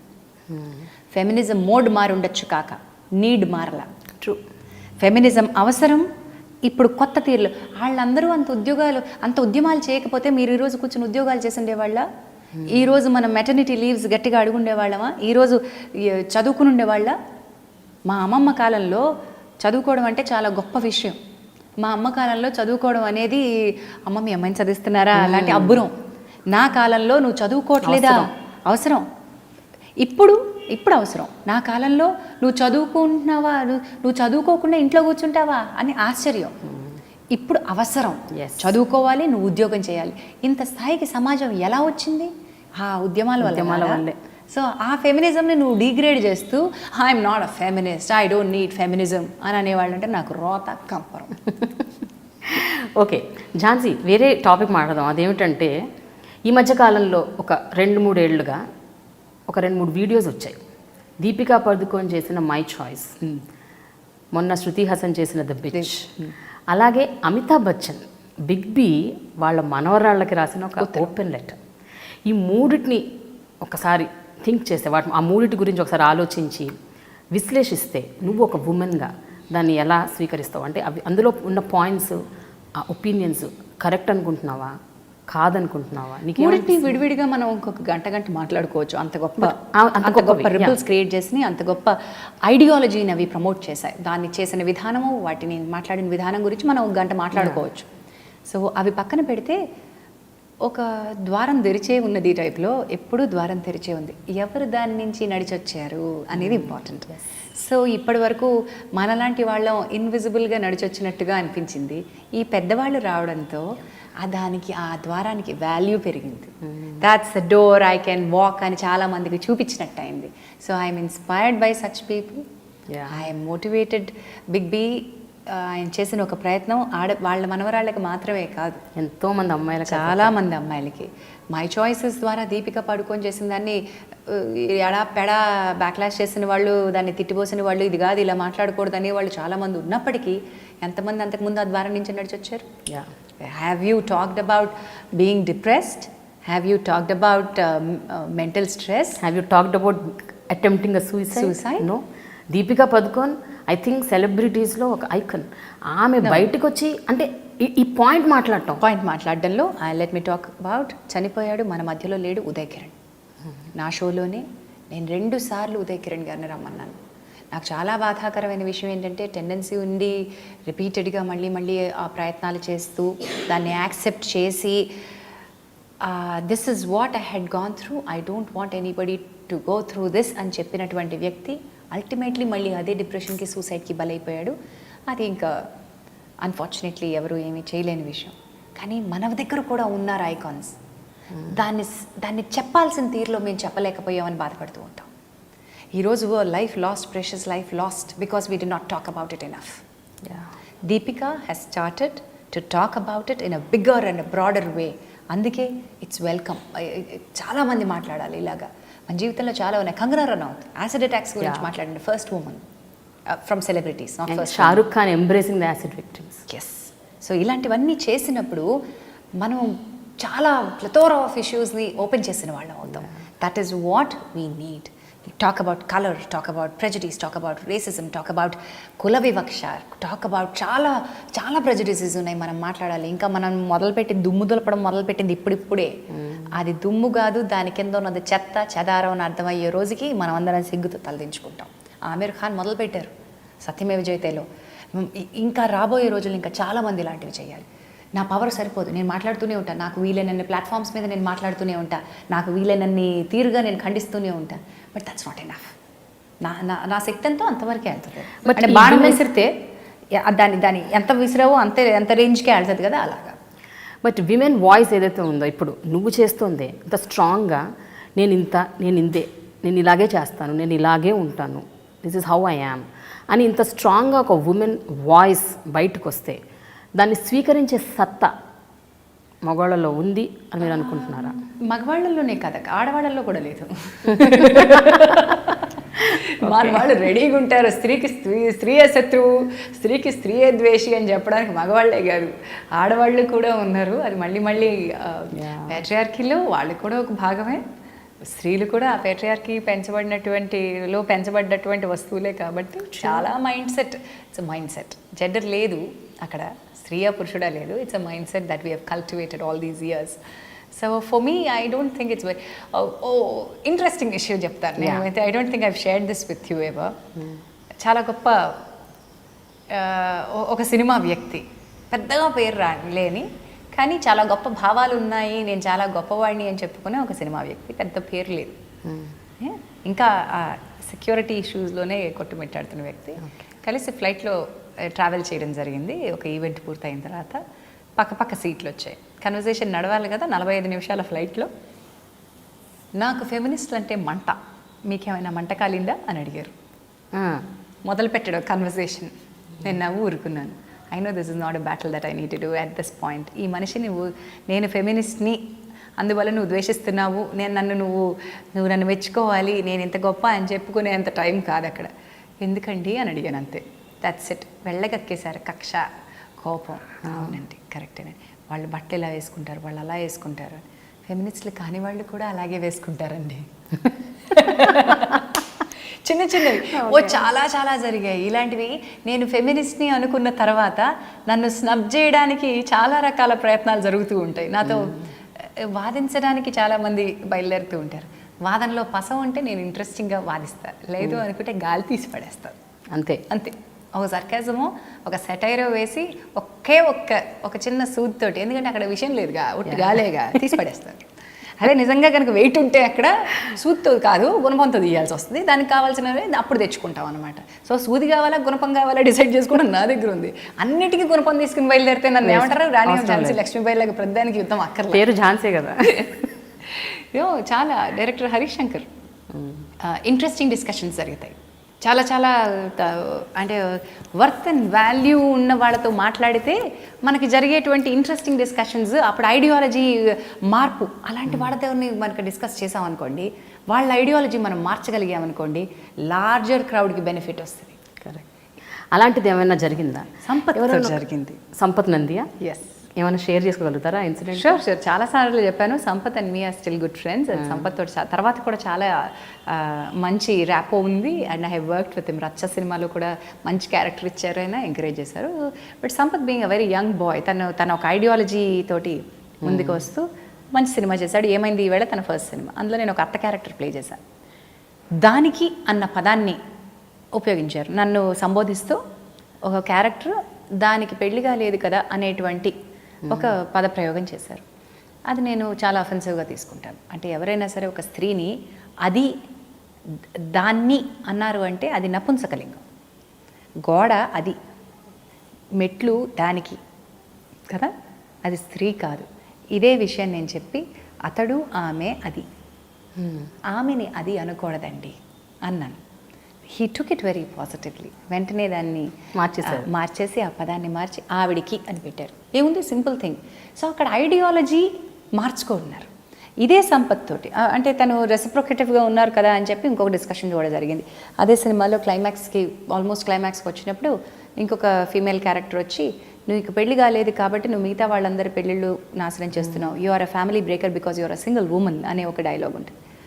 నేను I said, because I'm portraying this character, that doesn't mean that I'm giving a chance మిగతా సింగిల్ విమెన్ అందరూ ఫ్యామిలీ బ్రేకర్స్ అనే ఒక గొప్ప సంకేతాన్ని నేను బయటికి ఇస్తున్నట్టండి. అది చాలా తప్పు మీరు చేస్తున్నది, ఆలోచించండి అని. కొంచెం ఈగోస్ హర్ట్ అయినాయి ఆ నిమిషానికి. చిన్న ఇష్యూ అయింది. దట్ మీరెవరు స్క్రిప్ట్లో వేలు పెట్టడానికి, నా క్యారెక్టర్ ఇలాగే ఉంటుంది, నేను ఎలా చెప్పాలనుకుంటున్నాను, ఇలాంటివన్నీ. బట్ లేటర్ అంటే చెప్తున్నాను, ఐడియాలజీ మార్చుకోగలిగిన వ్యక్తిత్వం సంపత్తి. He came around, both of us sat together, we said ఆ ఒక్క డైలాగులు అయినందువల్ల నష్టం లేదు, నీ వల్ల అని చెప్పండి, నీ వల్ల అని చెప్పండి, ఆ క్యారెక్టర్ వల్ల అని చెప్పండి. అది ఒక క్యారెక్టర్కి అవుతుంది. మీలాంటి పెళ్లి చేసుకొని వాళ్ళు లేదా మీలాంటి ఒంటరి మహిళలు అన్నారంటే అందరికీ జనరలైజ్ అవుతుంది. నువ్వు క్యారెక్టర్ అనాలన్నావా నాన్న అను. So that's how we made that truce, peace and truce అయింది. అక్కడ ఐడియాలజీలో మనం మార్పు తీసుకురావచ్చు. చాలా సందర్భాలు జరిగినాయి ఇట్లా. సో అంటే సినిమాల్లో ఎక్కడెక్కడైతే నీ పాత్రలు ఉన్నాయో ఆ పాత్రలో ఎక్కడైనా ఇట్లా కొంచెం డెరోగేటరీగా అనిపించినప్పుడు, విమెన్ రిలేటెడ్ ఏమైనా ఇష్యూస్ వచ్చిన వెంటనే జెండాలు లేచేస్తాయి, ఎర్ర జెండాలు తెల్ల జెండాలు, అంతేనా? వెంటనే యుద్ధ వాతావరణం వచ్చేస్తుంది. అక్కడ వచ్చేస్తుంది ధర్మాగ్రహం బయలుదేరుతుంది. Sorry, I put my foot down. అయితే ఈ సందర్భంగా 2 విషయాలు అడగాలి. నాకు తెలిసిన విషయాలు అంటే నేను చేసిన చిన్న చితక రీసెర్చ్ విషయంలో సందర్భంలో ఒకటి బయటకు వచ్చింది. అదేంటంటే దాసనారాయణరావు గారితో కూడా మీకు ఒకసారి ఒక చిన్న ఆర్గ్యుమెంట్ అయిందండి. ఓ, దాసరి గారితో ఆర్గ్యుమెంట్ జరగలేదు, దాసరి గారితో షేర్ చేసుకున్న విషయం అయింది. ఏంటంటే పెద్ద ఆయన కంపెనీ ద్వారా ఇంకొక డైరెక్టర్ని ప్రమోట్ చేస్తూ ఆయన సినిమా చేయబోయారు. సిరి మీడియా ద్వారా సినిమా క్యారెక్టర్ చెప్పారు. ఫలానా వాళ్ళ వైఫ్ అని చెప్తాడే కానీ నా క్యారెక్టరైజేషన్ చెప్పడు ఎవరు. ఓకే, వాళ్ళ వైఫ్ అయితే నేనేందుకు చేయాలయ్యా, నా క్యారెక్టర్ ఏంటి చెప్పని. ఏమండి, సోను సూద్ వైఫ్ అంటే ఆల్మోస్ట్ హీరోయిన్ అండి, వారిని అది ఎప్పటి నుంచి నా కేర్ ఆఫ్ అడ్రస్ అయింది, నా క్యారెక్టర్ ఏంటో చెప్తే నేను చేస్తా. అందరూ ఫస్ట్ మేనేజరు, ఆ తర్వాత ప్రొడక్షన్ ఎగ్జిక్యూటివ్, తర్వాత డైరెక్షన్ డిపార్ట్మెంట్, తర్వాత కో డైరెక్టర్, ఆ తర్వాత డైరెక్టరు. అందరితో ఇదే జరుగుతుంది. అందరూ కుటుంబాన్ని, కుటుంబ నేపథ్యాన్ని, మగ వ్యక్తుల క్యారెక్టర్ల బలాన్ని చెప్తారు తప్ప నా క్యారెక్టర్ చెప్పరు. ఇది పెద్ద అయిన వరకు వెళ్ళింది. ఏంటి ఇలా అన్నామంట అన్నారు. సార్ మీరు ఇంత పెద్ద పెద్ద సినిమాలు చేశారు, మీద స్త్రీ యొక్క గొప్ప శక్తివంతమైన పాత్రలు చూసాము అంటే మీ సినిమాలోనే చూసాం, మీ సినిమాలో ఇలా ఉండడం ఏంటి సార్ అన్న. ఏం చేస్తాను చెప్పమ్మా, వీళ్ళందరినీ మనం మార్చలేము, సరే ఇదిగో ఇది క్యారెక్టర్ అని. తర్వాత జరిగింది ఏంటంటే అందులో నేను కట్నం తీసుకొచ్చాను కాబట్టి నేను ఇలా ఉంటాను అని చెప్పే డైలాగ్ ఒకటి ఉంటుంది. I put my food down. నేను కట్నం తీసుకొచ్చానని చెప్పడం క్యారెక్టర్ అండి, మీరు చేయాలండి అంటాడు. నేను చెప్పను. కట్నం అనేది అది ఇల్లీగల్ టర్మ్, మనం చట్ట ప్రకారం దాన్ని నిషేధించాం. అది తప్పు, చట్టరీత్యా నేరం. అది నేను ఎందుకు చెప్పాలి? ఏమన్నా నువ్వు వరకట్న బాధితురాలి మీద సినిమా తీస్తున్నావా నేను చెప్పడానికి? కామెడీకి వాడుకుంటావా నువ్వు కట్నాన్ని? పెద్ద గొడవ అయిపోయింది. అండ్ అప్పటికే వీళ్ళందరికీ తెలుసు దాసరి గారితో ఈ విమెన్స్ లిబ్ గురించి, స్త్రీ యొక్క గట్టిదనం గురించి మనం మాట్లాడున్నామని. గబుక్కుని దాన్ని మార్చి ఇల్లరికం అన్న మాట వేసుకుని ఓకే డబ్బులు తీసుకుని ఇల్లరికం అనే దానికి మార్చామన్నమాట. కొన్ని తెలియకుండానే కట్నం అన్న పదం కానివ్వండి, నీకు ఒళ్ళు మండి యాసిడ్ పోస్తా అన్నవి చాలా తేలిగ్గా అనేస్తే హీరోలు, అవి తెలియకుండా రిపర్కషన్స్ చాలా ఉంటాయి. చాలా చాలా చాలా మంది హీరోలు నువ్వెంతే నీ మొహం చూసుకుని పొగరు యాసిడ్ పోస్తా అన్న సందర్భాలు ఉన్నాయి. ఇది చాలా ఒక క్రైమ్ యొక్క తీవ్రతను తగ్గించే ప్రయత్నం. అది చేయకూడదు, అది సరదా కాకూడదు. స్వప్నిక ప్రణీత ఇన్సిడెంట్ జరిగిన తర్వాత ఆ పిల్లల మీద యాసిడ్ దాడి ప్రేమ పేరుతో జరిగిందా, విద్వేషంతో జరిగిందా, ప్రాక్టీస్ చేసి జరిగిందా, ఇవన్నీ పక్కన పెట్టండి. ఒక అమ్మాయి బలైపోతే రెండో అమ్మాయి జీవితం ఆ ప్రేమతో సంబంధం లేకపోయినా ఆ అమ్మాయి జీవితాన్ని ఆ మచ్చలతోటి ఆ బాధతోటి జీవిస్తూ ఉంటే వాళ్ళిద్దరిని కాల్చి చంపేసిన తర్వాత కూడా, అంటే ఒక ఎన్కౌంటర్ జరిగిన తర్వాత చాలామందికి సంతృప్తిగా అనిపించింది. Of course let's not go in to the details of is that a good way to end that solution, అది కాదు, అది చాలా పెద్దది. బట్ ఎంతమంది తర్వాత అమ్మాయిలు యాసిడ్ దాడికి బలైపోయారు? ఆ తర్వాత కూడా పడ్డారు. 17 ఇన్సిడెంట్స్ ఇన్ దట్ 1 year. 17 మంది అమ్మాయిలు యాసిడ్ దాడికి గురయ్యారు. అంటే 1 ఇన్సిడెంట్ ట్రిగర్ చేయలేదా? అందరికీ యాసిడ్ అనేది ఒక వెపన్గా మన మీడియా చేసినటువంటి దాన్ని వక్రీకరణ, దాన్ని చూపించినటువంటి విధానం, కొంతమంది అయితే దాన్ని ఇలా ప్రాక్టీస్ చేశాడు అని చెప్పి దాన్ని మళ్ళీ నటించి చూపించడం, రియాలిటీ షోలా చేసి చూపించడం, దీని గురించి మాట్లాడిన తర్వాత అది డిటరెంట్గా ఉండాలి. వాళ్ళిద్దరూ చచ్చిపోయారు అన్న తర్వాత అది డిటరెంట్గా ఉండాలి. But what happened? We have seen 17 more acid attacks that one year. Crime keeps on happening. Nirbhaya తర్వాత కూడా ఎన్ని జరగలేదు, అలాంటి తరహాలో ఎన్ని జరగలేదు. సో నేను అనేది ఏంటంటే, నువ్వు జరిగిన దానివల్ల, నేను చెప్పిన దానివల్ల ఎంతమంది మారుతారండి అంటే ఒక్కడు చేసినా చాలు. సో మనం చెప్పే మంచి ఒక్కడు వినకపోయినా చాలు. మంచి సైలెంట్గా ఉంటుంది ఇప్పుడు. కరెక్ట్ కదా? మంచి 1000 మంది విన్న అలా ఉంటారు. అవును కదా, మనం చేసేది కరెక్టే అనేది వాళ్ళ లోపల ఉంటుంది అంతే. That's my philosophy. అయితే ఝాన్సీ, ఇంకో విషయం, ఆర్ నారాయణమూర్తితో కూడా ఏదో గొడవ అయిందంట నీకు? ఆర్ నారాయణమూర్తి గారితో ఎస్ ఒకే ఒక వ్యక్తి ఏమో బర్నింగ్ బ్రిడ్జెస్ లేవని చెప్పాను కదా, అబద్ధమేమో. అయితే ఇది ఉంది, ఒకటి కరెక్టేనా? కరెక్టే. చాలా ఆ సినిమా నేను కంప్లీట్ చేయకుండా వాకౌట్ చేసిన సందర్భం అది కూడా ఉంది. నేను అంటే సినిమా నుంచి బయటకు I said I have come out, నేను చేయను అని. సినిమాలో ఉన్నావా లేదా? ఉన్నా. సగం సినిమా చేసిన తర్వాత ఆయనకి నా ప్రవర్తన నచ్చలేదంట. అంటే సెట్లో కూర్చొని సరదాగా నవ్వుకోవడం, మాట్లాడుకోవడం నచ్చలేదంట. ఆర్ నారాయణమూర్తి అలా అంటారా? అన్నారు మరి నన్ను. ఆయన ఎలాంటి వ్యక్తో నాకు తెలియదు, ఆయనతో నాకు అంతకుమించి ఇంటరాక్షన్ లేదు. As a director, as a producer ఆయన సినిమా తీస్తున్నారు. ఆయనకి నా ప్రవర్తన నచ్చలేదు కాబట్టి ఆ సినిమాలో నాకు చెప్పినటువంటి నా క్యారెక్టరైజేషన్, అన్న చచ్చిపోతే చెల్లెలు క్లైమాక్స్కి లీడ్ చేసి చాలా పెద్ద ఫైట్, ఊరందరినీ కలుపుకుని ఊరు మనదరా అనే ఒక పెద్ద ఫైట్ చేయాలి. కట్ చేస్తే 4 రోజులు బయట నేను షూటింగ్ లేకుండా కూర్చున్నాను. ఏంటి విషయం అని అడిగితే తెలంగాణ శకుంతలాంటి లోపల క్లైమాక్స్ చేస్తున్నారే, మార్చేశారు, అన్న క్యారెక్టర్ బతికొచ్చేసింది అని చెప్పారు. అంటే ఆయనకి నా ప్రవర్తన నచ్చకపోవడం వల్ల నా క్యారెక్టర్ మార్చేస్తే అది నాకు శిక్ష. సో ఆయనంతటా ఆయన హీరో బతికొచ్చేసి క్యారెక్టర్ ఫైటింగ్ చేసుకుంటుంది లోపల. ఇక నేను ఎందుకు అక్కడ? నేను చేయను అన్న. మీ క్యారెక్టర్ ఎందుకు అని అడగాలి కదా. నేను చేయను, నాకు ఇది మారిస్తే నేను ఎందుకు చేస్తాను. ఎందుకు మారుస్తున్నారు అంటే, నాకు మీ క్యారెక్టర్ నచ్చలేదు. ఏంటి నచ్చలేదు మీకు? మీరు అందరితో కూర్చొని నవ్వుతూ మాట్లాడుకుంటున్నారు, నా మీద జోకులు వేసుకుంటున్నారు. మేమే జోకులు వేసుకుంటున్నాం అని మీకు ఎవరైనా చెప్పారా? ఎవరైనా విన్నవాళ్ళు చెప్పారా? అన్నవాళ్ళు నేను అన్నానా? ఏదో సరదాగా మాట్లాడుకుంటున్నాను తప్ప మీ మీద జోకులు వేసుకోలేదు. అయినా కూడా మీది అలాంటి క్యారెక్టర్, ఇలాంటి. నా క్యారెక్టర్ గురించి మీరు మాట్లాడకండి, నా వ్యక్తిత్వం గురించి. నాకు ఉంది, నేను ఇన్ని ఎపిసోడ్లు చేసిన యాంకర్ని, నేను ఇన్ని సినిమాలు చేసిన డైరెక్టర్ని. అయితే మీ క్యారెక్టర్ మీ దగ్గర ఉంచుకోండి సార్, నేను వెళ్ళొస్తానని చెప్పి బయలుదేరి వచ్చేసాను. మళ్ళీ ఆ సినిమాకి డబ్బింగ్ కానీ, ప్రమోషన్స్ కానీ చాలా చెప్పెట్టుకు నన్ను నేనే కొట్టుకుని ఎందుకు ఒప్పుకున్నావురా బాబు, అడవిలో ఆ సినిమాకి నేను పడ్డ కష్టాలు ఇంకోటి లేదు. పైనుంచి కింద పడ్డాను, జలగలు ఉన్న చెరువులోకి దించాడు, తాటి చెట్టు ఎక్కించాడు, జీప్ వెనకాల పరిగెత్తించాడు, ఉరి వేశాడు. ఎన్ని కష్టాలు పడ్డా కూడా దానికి ప్రతిఫలం లేదు. ఎందుకు చేస్తారు? ఏ ఆర్టిస్ట్ అయినా ఒక కష్టం ఎందుకు పడతారు? దానివల్ల గుర్తింపు రావాలని. ఆ గుర్తింపు రాకపోగా నా క్యారెక్టర్ మధ్యలో చంపేస్తే why will I be there? I can't take that nonsense. వచ్చేసాను, అంతే జరిగింది. తర్వాత ఏదో మళ్ళీ మాటలు లేవు. అంటే అప్పటి వరకు నాకు ఆహా ఈయనేదో ఉద్యమాల మీద, ఈయనేదో పాపం పేద ప్రజల మీద చేస్తారు అనేటువంటి ఒక అభిమానంతో కష్టపడితే ఒప్పుకున్నాను తప్ప, అఫ్కోర్స్ ఆయన ఇప్పటికీ ఆయన చేసే కష్టం దానివల్ల తగ్గిపోదు. ఆయన గొప్ప సినిమాలు చేశారు, చాలామంది కోసం ఆయన ఆ నేపథ్యాల్లో సినిమాలు తీశారు. ఆ గొప్పతనం ఈ ఇన్సిడెంట్ వల్ల ఏం తగ్గదు, దేనిది దానిదే. ఇది నా పర్సనల్ ఒపీనియన్ అంతే. అయితే ఝాన్సీ, ఒక సీనియర్ మోస్ట్ యాంకర్ కాదు, ఒక సీనియర్ మోస్ట్ యాక్టర్ ఒక ఆయన నీకు ఒక ఉచిత సలహా ఇచ్చాడంట కదా, ఏమైంది, అడ్జస్ట్ అయిపోయి ఉండరాదు, ఎందుకు ఇలా గొడవలు పెట్టుకుంటావు మీ ఆయనతో, డివోర్స్ ఎందుకు చెప్పు? నిజమేనా? నిజమే, కానీ చాలా ఫన్నీగా అనిపిస్తుంది. అంటే వాళ్ళ జీవితాల్లో అది అందరి చుట్టూతా చేరి కామెడీ చేసి భజనగా చేస్తే ఒక రకం. ఆ పెద్ద ఆయన పేరు అవసరం లేదు, ఎందుకంటే మేము కలిసి పనిచేయాల్సిన సందర్భాలు చాలా ఉంటాయి కాబట్టి అనవసరమైన గొడవలు వద్దు. కానీ ఇలాంటి చచ్చుపుచ్చు సలహాలు ఇచ్చేవాళ్ళు చాలామందే ఉంటారు. అందులో ధైర్యం చేసి ఆ సలహా ఇచ్చిన ఆయన ఒక్కరు కాబట్టి నాకు చాలా నవ్వు వచ్చింది. నవ్వు వచ్చి సెట్ కుక్కలా పడుంటాడు, ఇంత భోజనం పెట్టి ఇంట్లో ఉంటాడు, ఏముంది నీకు ఎలా కావాలంటే నువ్వు అలా తిరుగు అన్నాడు.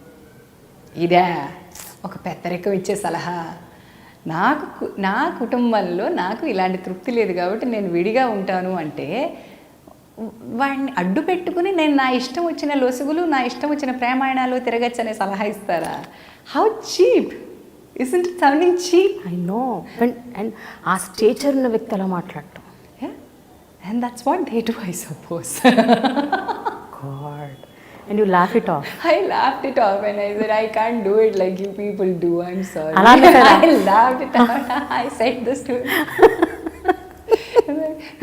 మీరు చేసినట్టు నేను చేయలేను సార్ అని చెప్పాను. అండ్ ఐ సెడ్ నో, నా స్వేచ్ఛ నా ఇష్టం. ఇదే రవితేజ తోటి తర్వాత, Ravi is a very good friend, sweet heart. Raviteja గారితో మాట్లాడితే తర్వాత ఏదో సందర్భంలో ఇలా ఫ్రెండ్స్ అందరం మాట్లాడుకుంటాం కదా, ఈ సెట్ ఏం చెప్పావే అంటారు అన్నారు. దట్స్ వేర్ ఐ సెడ్ అవును, నేను ఒక రిలేషన్షిప్లో ఉండి చీట్ చేయను. నేను ఆ రిలేషన్షిప్ నుంచి బయటకు వచ్చిన తర్వాత I will have 100 affairs. Who will ask me? Will you ask me? I will have 100 affairs. ఈరోజు వెబ్సైట్లో రాశారు చూడండి, చెత్త నాన్ సెన్స్. ఈ అఫైర్స్ తర్వాత నాకు ఉన్నాయని చెప్పి ఒకటి రాశాడా? ఎందుకంటే వాళ్ళకి అది అవసరం లేదు. ఎందుకంటే this is me, that's me. నిజంగా కనుక నాకు ఎవరన్నా ఉండుంటే, ఆర్ నిజంగానే if I'm in relationship, that is not sensation for them.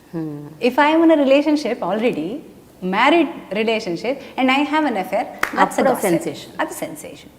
So ఇప్పుడు నాకు దాస్య శృంఖలాలు లేవు, నన్ను ఎవడు కట్టిపడేయలేదు, నేను ఎక్కడ పోతే ఏంటి, నేను ఫ్రీ బర్డ్ని, నా ఇష్టం కదా. అప్పుడు నీ గురించి ఎవరు రాయరు, నా గురించి ఎవరు రాయరు. You know more a celebrity, sensational celebrity. I don't give sensation to anybody. I don't want people to celebrate my flaws. Yeah. నా వెనకాల. అయితే సమాజ పోకడలని, సొసైటల్ నార్మ్స్ అంటారు కదా, సొసైటీకి నువ్వెంత ఇంపార్టెన్స్ ఇస్తావు? సొసైటీ నీ గురించి ఏమని అనుకుంటే, లేకపోతే ఇప్పుడు సొసైటీ ఎక్కువగా ఫేస్బుక్లు, ట్విట్టర్లు, లేకపోతే వాట్సాప్లు, సోషల్ మీడియాలో ఎక్కువ సొసైటీ ఉంది కాబట్టి అడుగుతున్నాను. సో వాళ్ళ ఒపీనియన్స్ సోషల్ మీడియాలో సొసైటీ గురించి నేను ఎక్కువ మాట్లాడదలుచుకోలేదు. ఎందుకంటే బయట ఉన్న సొసైటీ సోషల్ మీడియా కంటే చాలా పెద్ద సొసైటీ. సోషల్ మీడియాలో కనిపించేటువంటి కొన్ని లక్షల మంది ఎంటైర్ సొసైటీని రిప్రజెంట్ చేయరు. విజిబుల్ సొసైటీ లేదు, అక్కడ విజిబుల్ సొసైటీ అంతే, అక్కడే. మిగతా అంతా విజిబుల్ సొసైటీ ఇక్కడే ఉన్నారు, వాళ్ళు మనకు తెలియకుండా మాట్లాడుకుంటూ ఉంటారు. సో ఆ క్లారిటీ నాకు ఉంది కాబట్టి అది ఎస్టాబ్లిష్ చేసేసాను ఆ ఫ్యాక్ట్ ముందు. ఈ సొసైటల్ నార్మ్స్ ఏవైతే ఉంటాయో వాటిని పూర్తిగా నేను ఏకీభవించాను. కొన్ని మన కంఫర్ట్ కోసం మనం పెట్టుకున్నాం, ఇంకొన్ని సమాజం అవకతవకలకి, అక్రమ పోకళ్ళకి పోకుండా మనని మనం నియంత్రించుకోవడానికి కొన్ని పెట్టుకున్నాం. అవి అవసరమే. లేకపోతే ఇప్పుడు ఈ బహుభార్యాత్వం లాంటివి వచ్చినందువల్ల ఎవడు పడితే వాడు అసలు ఒక సిస్టమ్ అంటూ లేకుండా ఉంది అనుకుంటే దానివల్ల జరిగే నష్టాలు ఉంటాయి. లేకపోతే చాలా తేలిగ్గా ఉండేటువంటి డివోర్స్లు కనుక వచ్చేస్తే, ఇంత ప్రాసెస్ లేకుండా, ఇంత ప్రక్రియ లేకుండా, because I had to go through a very difficult divorce and I value and I respect that. ఆ ప్రాసెస్ జరగాలి. అది మతం కానివ్వండి, లేకపోతే చట్టం కానివ్వండి, తేలిగ్గా కనుక డివోర్స్ ఇచ్చేసింది అనుకోండి, నష్టపోవడాలు ఎక్కువగా జరుగుతాయి. సో సొసైటల్ నార్మ్స్కి కొంత గౌరవం ఇస్తూనే, అది అవసరం అనుకుంటూనే, కొన్ని అన్నెసెసరీవి కూడా ఉన్నాయి, కొన్ని డిస్క్రిమినేటివ్ నార్మ్స్ ఉన్నాయి. వాటిని ఎప్పుడు ప్రశ్నిస్తూనే ఉంటాను. కానీ ఆ డిస్క్రిమినేటివ్ నార్మ్స్ నన్ను, నా పర్సనాలిటీని ఎఫెక్ట్ కానివ్వకుండా చూసుకునేంత బ్యాలెన్స్, ఆ పరిణతి నాకుంది. అండ్ కొన్ని అవసరం. ఇప్పుడు లివింగ్ ఇన్ రిలేషన్షిప్స్ చాలా చాలా చూస్తున్నాం మనం. Together but we don't have a marriage అనే రిలేషన్షిప్ చూస్తున్నాం. దాని మీద నాకు గౌరవం ఉంది. ఎందుకంటే అది ఈక్వల్ టు మ్యారేజే, కానీ అక్కడ బాండ్, మ్యారేజ్ అంత స్ట్రాంగ్ బాండ్ ఉంది, కానీ విజిబుల్గా మ్యారేజ్ అనే టై లేదు. కానీ అది విచ్చలవిడితనాన్ని ప్రమోట్ చేయదు. దానిలో కూడా కొన్ని రూల్స్ అండ్ రెగ్యులేషన్స్ ఉన్నాయి, ఎవరికి వాళ్ళు పెట్టుకున్నది. ఆ స్వీయ నియంత్రణ సమాజం ఇచ్చినటువంటి దానికంటే చాలా గొప్పది. I do believe in that. ఆ స్వీయ నియంత్రణ ఉన్నంత వరకు you are loyal to your partner. ఎంతమంది దుప్పట్లో ముసుగేసుకుని సమాజం కోసం వీళ్ళేమో ఒక దగ్గర ఉంటారు, సమాజం కోసం పెళ్లి చేసుకుని ఉన్నారు, కానీ బయట వేషాలు వేసే వాళ్ళు ఎంతమంది లేరు. సో పెళ్ళి is not a license for being good. అలా అని పెళ్ళి లేకపోవడం, లివింగ్ టుగెదర్ రిలేషన్షిప్స్లో ఒక కమిట్మెంట్, ఒక సీరియస్నెస్ లేదు అనడం హంబక్. సో ఎక్కడిదక్కడ ఉన్నాయి. ఏ కొత్త తీరు వచ్చినా, సమాజంలో ఒక కొత్త పోకడ వచ్చినా కూడా దానికి కావాల్సినటువంటి రెగ్యులేషన్స్ అది నిలబెట్టుకుని, అది ఇన్నాళ్ళు ఉంది అంటే కొన్ని రెగ్యులేషన్స్తోనే వచ్చింది అది. అండ్ కొన్ని వెళ్ళిపోతూనే ఉంటాయి వెనక్కి. ఇప్పుడు విడో రీమ్యారేజ్ అనేది ఎందుకు బతకలా, విడో రీమ్యారేజ్ చేసుకోకూడదు అనేటువంటి ఒక కాన్సెప్ట్ ఎందుకు బతకలా? Because society is growing and it's growing and evolving. అది అవసరం లేదని మన సొసైటీ డిసైడ్ చేసింది కాబట్టి దాన్ని వదిలేసాం. ఇప్పుడు విడో రీమ్యారేజ్ ఎవరైనా చేసుకుంటే, డివోర్స్ రీమ్యారేజ్ చేసుకుంటే, ఈరోజు అది కొత్త విషయం కాదే. అసలు డివోర్స్ అనేది ఒక భయంకరమైన విషయం. So we're moving towards more civilized, to be a more civilized society. అందుకనే యాక్సెప్ట్ చేద్దాం కొత్త వాటిని కూడా. సో ఝాన్సీ, 8 years డివోర్స్ పీరియడ్లో కోర్టుకు చాలా సందర్భాల్లో వెళ్ళావు. కానీ నాకు తెలిసింది ఏంటంటే, కోర్టు ప్రాంగణంలో ఎప్పుడు కూడా నువ్వు ఒక బాధగా కూర్చోవటం, చాలా దీనంగా కూర్చోవటం, అలాంటిది ఏమీ జరగకపోగా చాలా ఒక స్మైలింగ్ ఫేస్తో కూర్చొని అక్కడ ఉన్న వాళ్ళందరినీ చాలా హ్యాపీగా, ప్రశాంతంగా నవ్వుకుంటూ పలకరించేదాని అంట. అసలు ఇదేం టెండెన్సీ? మా అమ్మగారి దగ్గర నుంచి వచ్చింది. మేము ఎప్పుడు అనుకుంటూ ఉండేవాళ్ళం, అంటే మనకున్న కష్టం కంటే చాలామంది సమాజంలో పెద్ద పెద్ద కష్టాలని, court is always very dark, gloomy, చాలా దుఃఖం, బాధ అన్నీ కలిపి, కసి, కోపం, ద్వేషం అన్నీ ఉంటాయి అబ్బా అక్కడ. సో అది చాలా బరువుగా ఉండేది ఆ అట్మాస్ఫియర్ అంతా. మేము వెళ్ళి చూసి కోర్ట్ హాల్లో ఉన్నంత నాకు నిశ్శబ్దం, ఒక స్తబ్దత. అంటే అరుపులు కేకలు ఉంటాయి, బట్ ఒక స్తబ్దత ఉంటుంది ఎక్కడో. అరుపులు కేకలు తక్కువే ఉంటాయక, ఒక రకమైన భారం అందరూ మోస్తూ, ఆ నెగిటివ్ ఎమోషన్స్ మోస్తూ, entire atmosphere is very very dull, గ్లూమీగా ఉంటుంది అనమాట.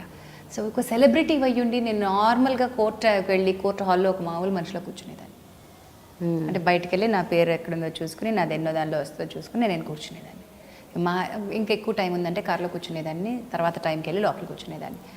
ఈ ప్రాసెస్లో మేము ఐడెంటిఫై చేసింది, ఎస్పెషల్లీ మా అమ్మగారు ఐడెంటిఫై చేసింది ఏంటంటే, ఎందుకు ఇంత భారంగా ఉన్నారు. నేను రాగానే ఒక చిన్న సందడి ఉండేదన్నమాట, అంటే ఆవిడ అన్నట్టుగా. బట్ యట్ వాళ్ళు కష్టాల్లో ఉన్నారు. Then I thought, if I'm looking down, dull, కోపంగా, నేను నీరసంగా ఉంటే చాలామందికి రాంగ్ సంకేతం ఇస్తున్నాను, నేను కష్టాల్లో ఉన్నాను అని. కాదు, నేను మంచి నాకు కావాల్సినటువంటి దానికోసం, ఎండ్ గోల్ కోసం ఇది ఒక process, I'm going through this process అనేది నా ఉద్దేశం. ఇది అవ్వాలి ఈ ప్రాసెస్. ఇట్స్ జస్ట్ ఏమంటారు, దారి. ఆ దారిలో నేను నడుస్తున్నాను అనుకున్నాను కాబట్టి అమ్మ నేను అనుకున్నాం, let's carry a smile to the court.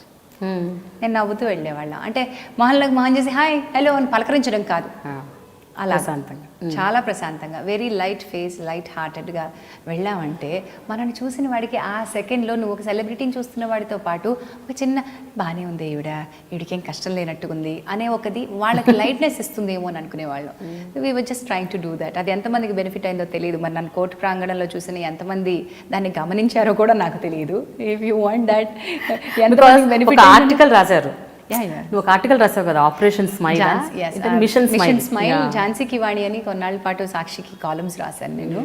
దానిలో ఎక్స్ప్రెస్ చేయడం జరిగింది. హైదరాబాద్కి జబ్బు చేసింది, missing, smile is missing from Hyderabad. ఒక్కసారి నిజంగా బయటికి వెళ్ళి చూడండి అక్క, ట్రాఫిక్లోకి వెళ్ళి చూడండి, వాడు ఇలా ఉంటాడు. నిజంగా ఎవరు ఆనందంగా ఒక హ్యాపీ ఫేస్ తోటి ఈ అని నవ్వుకుంటూ పిచ్చోళ్ళ నడవమని కాదు నా ఉద్దేశం. అవును, ఓ లైట్గా ఒక క్యారీ చేస్తూ ఒక కంటెంట్ ఫేస్ కనిపించట్లేదు ఏంటి? What is missing in Hyderabad? Smile is missing, ఎక్కడ కనిపించట్లేదు అని. That was my article, and that's how I described my court picnic. We called entire journey to the court as court picnic. అంతేనా? ఝాన్సీ, ఇన్నేళ్ల కెరియర్లో నువ్వు సంపాదించింది ఎంత? కీర్తి ప్రతిష్టలు పక్కన పెట్టాయి, అవి మాకు తెలుసు. మేము ఆస్తి లెక్కలు కావాలా మీకు? ఆస్తి లెక్కలు. ఓకే, ఆస్తి లెక్కలు కావాలంటే నా మీద ఇన్కమ్ ట్యాక్స్ వాళ్ళు రైడ్ చేశారు. చాలా ఓ అంత వస్తుంది అన్నమాట. అయితే వస్తుంది. ఓకే, వాళ్ళు రేడియో స్క్రూటినో ఏదో చేయడానికి వచ్చి ఏం పట్టుకెళ్ళారు అంటే కొండను దమ్మి ఎలుకను పట్టుకెళ్ళారు. సో అట్లీస్ట్ పేరు వచ్చింది కదా, నేను బోల్డ్ సంపాదించుని ఉంటాను అని.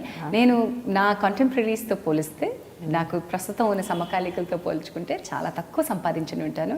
నేను ఏ రోజు కూడా నాకు ఇంత కావాలి అని చెప్పి I did not put my food down. నాకు ఇంత వర్క్ ఇవ్వాలి అని చెప్పి నేను ఎవరిని అడగలేదు. So I'm fine.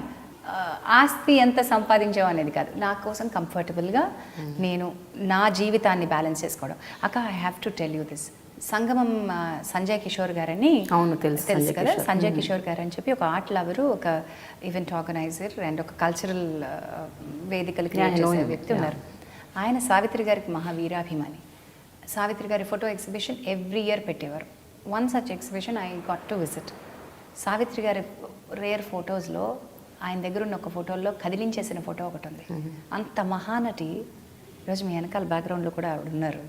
అంత మహానటి, చాలా బంగారు కిరీటాలు, బంగారాన్ని వేసుకుని అత్యంత ప్యాలెస్లో వైభోగంగా బతికినటువంటి వ్యక్తి ట్రంక్ పెట్టె తీసుకుని టీనగర్ బస్ స్టాప్లో కూతురుని వేసుకుని, 13 ఏళ్ల కూతురుని వేసుకుని ఉంచవలసిన దయనీయమైన స్థితికి వచ్చారు. ఎందుకంటే she could not balance her personal, financial as well as emotional relationships. అది పడిపోయింది మనసులో స్టాంప్. 100 రూపాయలు ఉంటే 100 రూపాయల్లోనే బతుకుతాను, 1000 రూపాయలకు ఆశపడను. 1000 రూపాయలు వచ్చిన రోజును కూడా 100 రూపాయల్లోనే బతుకుతాను. ఇది నేను ఫిక్స్ అయిపోయాక నా జీవితం యొక్క స్కేల్ని నేను కంఫర్టబుల్గా ఇంతలోనే బతుకుతాను. నేను 100 రూపాయల్లో బతుకుతానని డిసైడ్ అయ్యాను కాబట్టి చాలామందికి అది మీడియోకర్గా, మిడిల్ క్లాస్గా అనిపించవచ్చు. నేను ఆ సో కాల్డ్ డబ్బున్న వర్గాలతోటి జెల్ అవ్వలేకనే నా సర్కిల్లో ఎక్కువ డబ్బున్న వాళ్ళు లేరు. నాకున్న గొప్ప ఫ్రెండ్స్లో నా లక్ష్మి కానీ, అనిత కానీ చాలా డబ్బున్న వాళ్ళే. కానీ వాళ్ళలో ఉన్న గొప్ప విలువలకి నేను స్నేహితురాల్ని తప్ప వాళ్ళు ఈరోజు నాతో డబ్బు ప్రదర్శనకి రాలేదు. డబ్బు దర్పం చూపించే అవకాశము వాళ్ళకి నేను ఇవ్వలేదు. వాళ్ళు నాకు అలాంటి అవకాశం ఇవ్వలేదు. వాళ్ళు ఎంతున్నా సరే నన్నుగా గౌరవించారు. నాకున్న ఫ్రెండ్స్, చాలా గొప్ప ఫ్రెండ్స్లో వాళ్ళిద్దరు. And of course Sheetal is also very good friend of mind. ఇక్కడ నేను డైవర్స్ ఫ్రెండ్షిప్ చూశాను. అంటే చాలామంది రకరకాల ఫ్రెండ్స్ చూశాను. మేము ఏ రోజు కూడా డబ్బుకి మాత్రమే గౌరవాన్ని ఇచ్చిన వాళ్ళం కాదు. అందుకని నేను కూడా డబ్బుకి ఎక్కువ, నాకు తెలిసి నాకు ఎంత కావాలో అంత ఉంది. I'm not saying that I'm poor. నేను మిగతా వాళ్ళని చూపించి వీళ్ళతో నువ్వు సంపాదించావా సమానంగా అంటే నో. ఓకే, వాళ్ళంతా నేను సంపాదించాలని కూడా అనుకోవట్లేదు. నాకు 1000 వస్తే నేను 100లోనే బతుకుతాను, అది మాత్రం గ్యారెంటీ. ఈ రోజు మనం చేస్తున్న ఈ వర్క్కి ఎంత వాల్యూ ఉంది, దాని వర్త్ ఎంత, అంతే నేను ఛార్జ్ చేస్తాను. నేను నా వర్త్ దానివల్ల తగ్గించుకున్నావా అని చాలామంది అడుగుతారు. మీరు కూడా నన్ను అడిగిన సందర్భాలు చాలా ఉన్నాయి. When we have spoken earlier. నా వర్త్ నేను తగ్గించుకోవట్లేదు.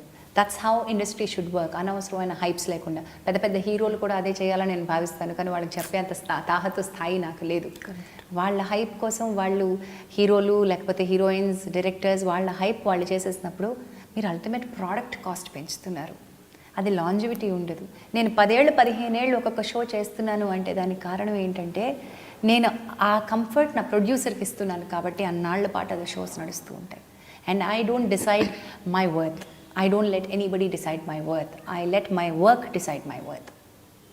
ఇప్పుడే ఒక మాట అన్నావు, నేను గొప్పగా సంపాదించలేదు, మామూలుగా నాకు సరిపోయేంత సంపాదించాను, మోర్ దెన్ కంఫర్ట్స్గా ఉన్నానని. ఆ సంపాదనలో కూడా కొంత భాగాన్ని నువ్వు సర్వీస్ చేస్తావంట. అంటే చారిటీ, అంటే ఆ పదం వాడొచ్చో లేదో తెలియదు, చాలా మందికి నువ్వు సహాయపడుతున్నావు. వాళ్ళ విద్య, వైద్యం, వాళ్ళ అవసరాల కోసం. ఎంతోమంది అనాథ పిల్లల్ని కూడా దగ్గర తీసావు. చాలా మంది పిల్లలకి లో ఇన్కమ్ గ్రూప్స్ నుంచి ఆర్ డిస్ట్రెస్డ్ ఫ్యామిలీస్ నుంచి వచ్చిన పిల్లల్ని కొంతమందిని సపోర్ట్ చేయాలి అనుకుని మేము స్టార్ట్ చేసిన వాలంటరీ ఆర్గనైజేషన్లో చాలామంది విమెన్ ఇప్పటికే పార్టిసిపేట్ చేస్తున్నారు.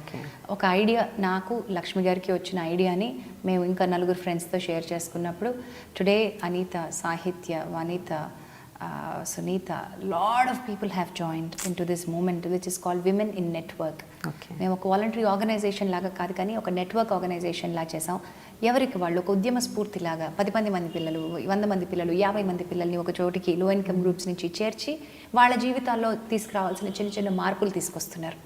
ఐ హ్యావ్ స్టార్టెడ్, ఇది చిన్న ఐడియా, ఫుట్పాత్ పక్కన ఉన్న మన దగ్గరే ఉన్నటువంటి మన పక్కనే స్లమ్స్ ఉన్నాయి, మన ఇళ్లలోనే పనిచేసి బతుకుతారు. ఆ పిల్లల్ని ప్రతి ఆదివారం ఒక గుడ్డు, పాలు, పండు ఇచ్చి పెంచుదాం, న్యూట్రిషన్ మేనేజ్ చేద్దాం, వాళ్ళు రెగ్యులర్గా స్కూల్కి వెళ్ళేట్టు కౌన్సిల్ చేద్దాం. దీంతో స్టార్ట్ అయిన ఆర్గనైజేషన్ ఈరోజు మా ప్రౌడ్, ఈరోజు 13 ఏళ్ళు అయిపోయింది ఈ ఆర్గనైజేషన్ మీ నెట్వర్క్ స్టార్ట్ చేసి. మా పిల్లల్లో ఈరోజు ఫస్ట్ బ్యాచ్ డిగ్రీలు దాటేస్తున్నారు, ఇంజనీరింగ్ చదువుకుంటున్న పిల్లలు ఉన్నారు, డిగ్రీలు చదువుకుంటున్న పిల్లలు ఉన్నారు, డాన్స్ అరంగేట్రంలు ఇచ్చిన పిల్లలు ఉన్నారు, పాటలు నేర్చుకున్న పిల్లలు ఉన్నారు, స్పోర్ట్స్లోకి వెళ్ళిన పిల్లలు ఉన్నారు. వాళ్ళలో 2 పిల్లల్ని నేను స్వయంగా ఫాస్టరింగ్కి ఇంట్లో పెట్టుకుని మరీ పెంచుకుంటున్నాను. అందరూ అన్ని రకాలుగానూ సాయం చేసి పెంచుతున్నారు పిల్లల్ని. ఒక 10 మంది పిల్లల్ని నేను విడిగా, ఇంకొక లక్ష్మి ఒక 10 మంది పిల్లల్ని, అనిత ఒక 10 మంది పిల్లల్ని ఇట్లా చేస్తున్నారు, వాళ్ళ ఎడ్యుకేషనల్ నీడ్స్ని సపోర్ట్ చేస్తూ. దానిలో 2ని ఇంకొంచెం దగ్గరగా నా హృదయానికి దగ్గరగా ఫాస్టరింగ్ అందిస్తున్నాను. వాళ్ళు ఇంట్లోనే ఉంటారు, హాస్టల్స్లో ఉండి చదువుకున్న వాళ్ళు దే కమ్ బ్యాక్ హోమ్. అందులో పెద్ద బాబు డిగ్రీ 2nd ఇయర్ చదువుతున్నాడు ఇప్పుడు. Karthik is now an Asian champion in inline skating and inline hockey. వాడు చాలా కష్టపడ్డాడు to reach that level. He's now in China. As ఈరోజు మనం మాట్లాడుతుంటే he's playing his match there in China. So to send him to that tournament, అమ్మలు 3 అమ్మలు వాడికి, వాళ్ళ అమ్మ, నేను, ఇంకొక అమ్మ. ఓకే, విమెన్ ఇన్ నెట్వర్క్ అంటే అందరు విమెన్ కలిసి, మా విమెన్ అందరూ కలిసి తలా ఇంత డబ్బులు వేసుకుని, చైనాకి నేను ఒక్కదాన్ని భరించలేను ఆ భారాన్ని, వాడిని పంపించాలి, వాడి స్కేట్స్ కాస్ట్లీ, ఈ టూర్ కాస్ట్లీ, ఇవన్నీ చాలా కాస్ట్లీ కాబట్టి అందరూ కలిసి వాడిని పంపించారు. సో వాడికి 3 అమ్మలు. గెలుస్తాడా లేదా కూడా అవసరం లేదు, వాడు అక్కడి వరకు వెళ్ళాడు, మాకు అదే చాలు. అండ్ పాప, the other child Kavya degree 1st year చదువుతోంది ఇప్పుడు వనిత కాలేజ్లో. And she scored above 90% and she is the 2nd in a college.